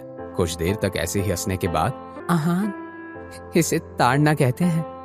क्या तुम मुझे ताड़ रहे हो? शनाया की कही ये बात सुनकर आहान की आंखें खुली की खुली रह गई। एक ही वक्त पर नर्वस हो रहा था वो और शर्मा भी रहा था। मैं तो बस आपको देख रहा था। ये ताड़ना कैसा शब्द है? जब शनाया ने देखा कि आहान शर्म के मारे उससे नजरें चुरा रहा था, तो उसने फिर से आहान को छेड़ते हुए कहा, और ये जो तुम लाल हो रहे हो, इसे ब्लश कहते हैं। जब शनाया आहान को ऐसा चिढ़ा रही थी, किचन के दरवाजे पर खड़ी रूपल ने अपने आप से कहा, ये लड़की तो गई काम से। ये लड़की तो गई काम से। मेरी ही लाइंस यूज करके अपने हस्बैंड के साथ फ्लर्ट करने की कोशिश कर रही है। अब रूपल से ये सब देखा नहीं जा रहा था।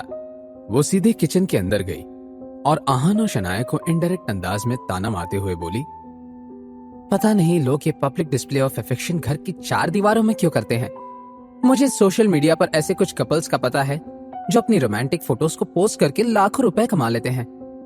वैसे अगर कोई चाहे तो वो भी अपने फोटोज पोस्ट कर सकते हैं, पैसे भी कमाना हो जाएगा और मेरे जैसे बाकी लोगों को इरिटेट भी नहीं होगा।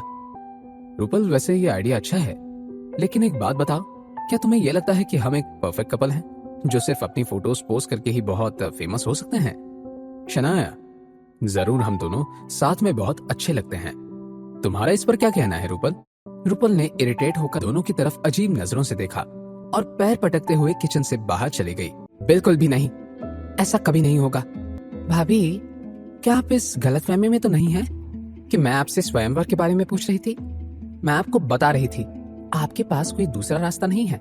देखिए, अगर आप अपनी मर्जी से ये सब कर सकती हैं तो अच्छा है, वरना आपको भी पता है कि मनोज शर्मा। सीमा दीदी, अगर शनाया नहीं आई तो? आप ही ना भाभी बिना वजह परेशान हो रही हैं। आप ही सोचिए, जिसने शनाया को जिल्लत के अलावा और कुछ नहीं दिया, और दूसरी तरफ शनाया की मॉम जिन्होंने उसे प्यार से बड़ा किया, पढ़ाया लिखाया, उसका ख्याल रखा। कोई भी बता सकता है कि शनाया आपको ही चुनेगी और आपके जेल जाने के बाद डर से भाग चली आएगी। एक गहरी सांस लेने के बाद मिसेस यामिनी गिल ने अपनी ननद की तरफ देखकर कॉन्फिडेंस के साथ कहा, सीमा दीदी, मैं ये जान की बाजी लगाने के लिए तैयार हूँ। सीमा बुआजी की आंखों में एक अजीब शैतानी एक्साइटमेंट थी। सीमा बुआजी का प्लान तैयार था। जैसे कि सीमा बुआजी ने उनसे कहा था, मिसेस यामिनी गिल ने दोपहर तक अपने कुछ दोस्तों को आहान और शनाया के अलग होने का बता दिया। एक से दूसरे, दूसरे से तीसरे और तीसरे से पूरे शहर तक ये खबर हवा की तरह फैल गई। सड़क सड़क पर हर कोने में बस इसी बात के चर्चे हो रहे थे। यहाँ तक कि एक डेली न्यूज़पेपर ने अपने ऑनलाइन वेबसाइट पर एक आर्टिकल पब्लिश कर लिया जिसमें ये हेडलाइन कुछ इस तरह थी, गरीब दामाद का अमीर घराने से निकल जाने का सफर। इतना ही नहीं, आहान के कुछ फोटोज भी आर्टिकल के साथ अटैच किए हुए थे और इससे पूरे अपोजिट शनाया के जो फोटोज अटैच किए हुए थे उनमें शनाया किसी मॉडल या सेलिब्रिटी से कम नहीं लग रही थी। ये सब करने के पीछे मिसेस यामिनी गिल का इरादा साफ था। वो आहान की पूरी ताकत को बर्बाद करना चाहती थी। शिमला डेली के उस ऑनलाइन आर्टिकल को हजारों व्यूज मिल गए थे। लोग कमेंट्स में आहान के बारे में तरह तरह की बातें लिख रहे थे। किसी ने लिखा, मैं तो ऐसे लोगों के सख्त खिलाफ हूं, और नहीं तो क्या, इस आदमी की वजह से हम मर्दों का नाम मिट्टी में मिल रहा है। क्या इसे एक महंगी कार के लिए अपनी ही बीवी को फंसाने की जरूरत है?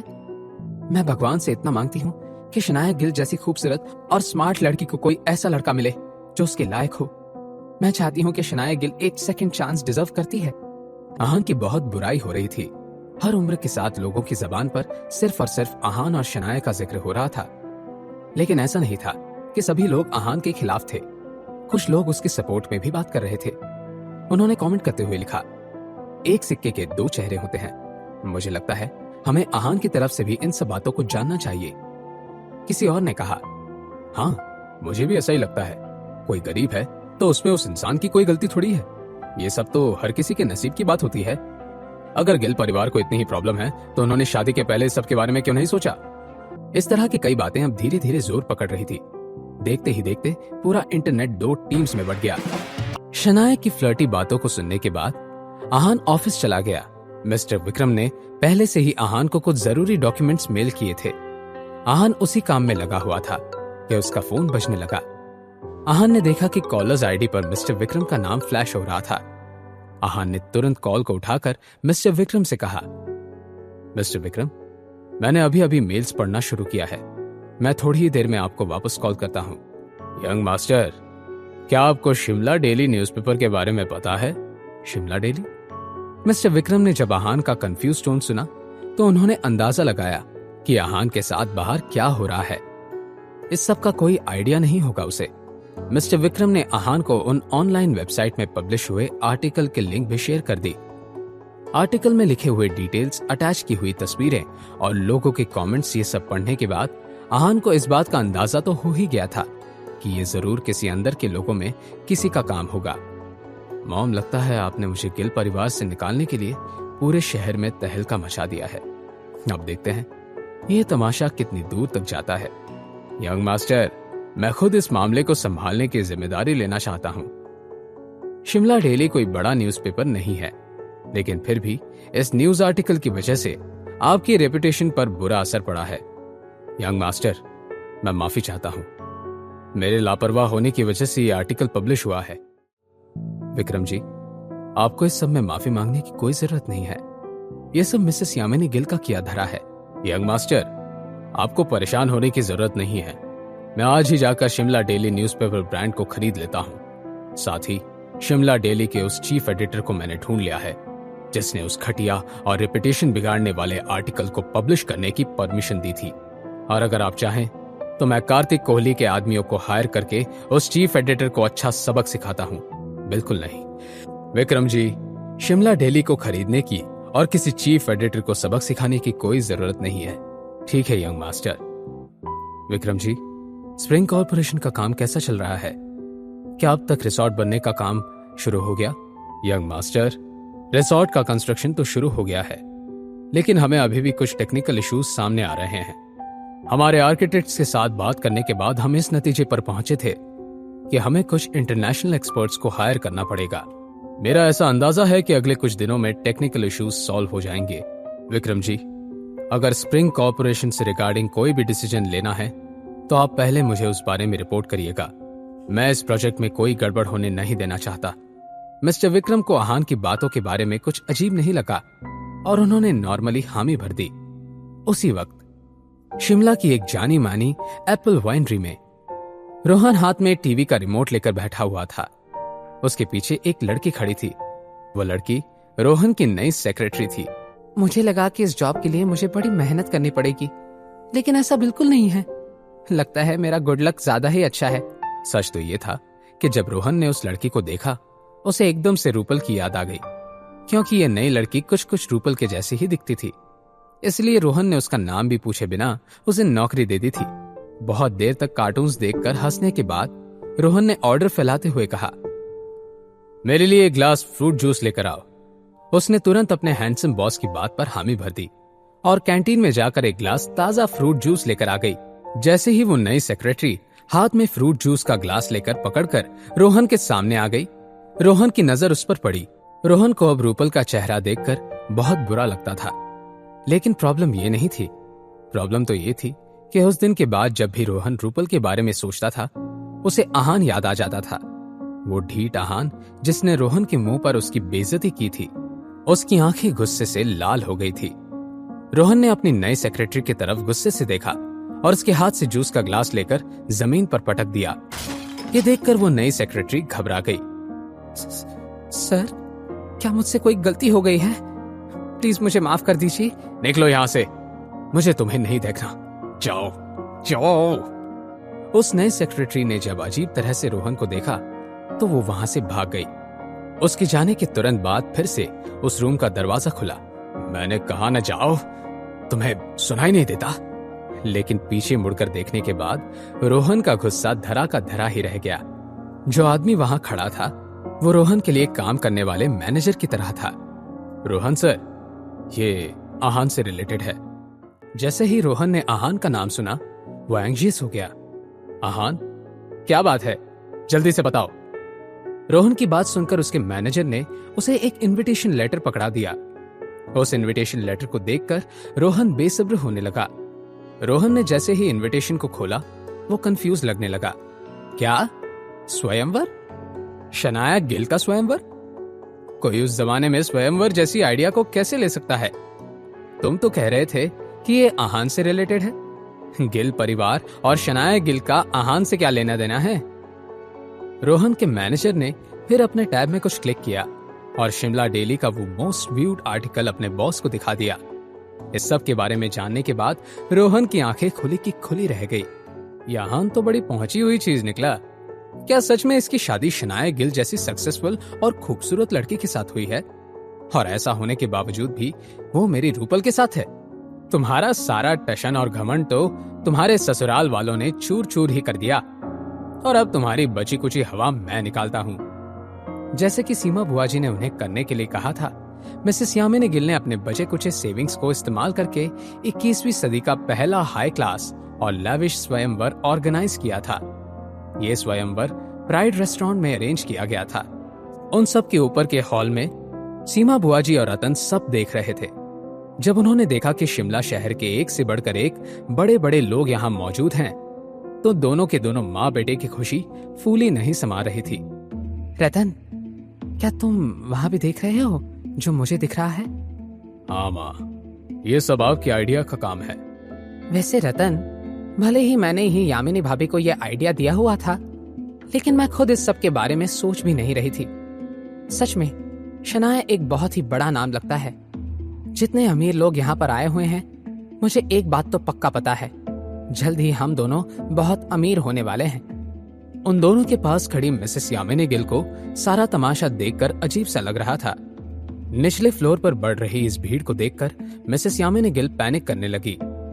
हे भगवान, ये सब क्या हो रहा है? क्या अब ये बात कल अखबार में छपने वाली है?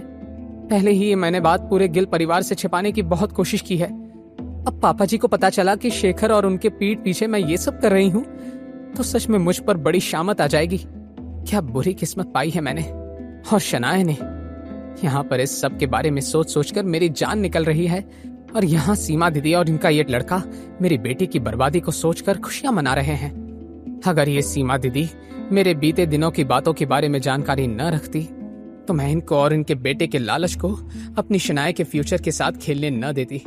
कुछ देर तक ऊपर से इस नजारे को देखने के बाद सीमा बुआजी ने कुछ सोचा। रतन, तुमने इन सब को देख लिया है। अपने दोस्तों के साथ जाकर इस बात का पता लगाओ कि इन सब में से पहले 3 सबसे अमीर लोग कौन हैं। हमें सोच समझकर फैसला लेना होगा। अपनी माँ की कही ये बात को सुनते हुए रतन वहां से तुरंत नीचे चला गया। जब यामिनी गिल ने अपनी चालाक और लालची ननंद की कही ये बात सुनी, उन्हें गुस्सा आ गया, क्योंकि नीचे खड़े रईस लोगों में लड़के तो गिने चुने ही नजर आ रहे थे, बाकी सब तो मिडिल एज के आदमी थे। कुछ देर बाद मिसेस यामिनी गिल और सीमा बुआजी नीचे उतरे। भाभी, जरा स्माइल करिए ना, आपकी बेटी की शादी की बात होने जा रही है। हम दोनों किसी के जनाजे पर नहीं जा रहे, हंसिए जरा। मिसेस यामिनी गिल ने जब सीमा बुआजी की कही ये बात सुनी, तो हामी भरते हुए एक झूठी मुस्कान के साथ स्माइल करने लगी। जैसे ही वो दोनों जाकर सबके सामने वाले टेबल पर बैठी, सभी उनकी तरफ देखने लगे। स्वागत है आप सबका। आप सब जानते हैं कि हमने यहाँ पर आपको क्यों इनवाइट किया है, और आप सब यहाँ आए हैं ये देखकर हमें बहुत खुशी हो रही है।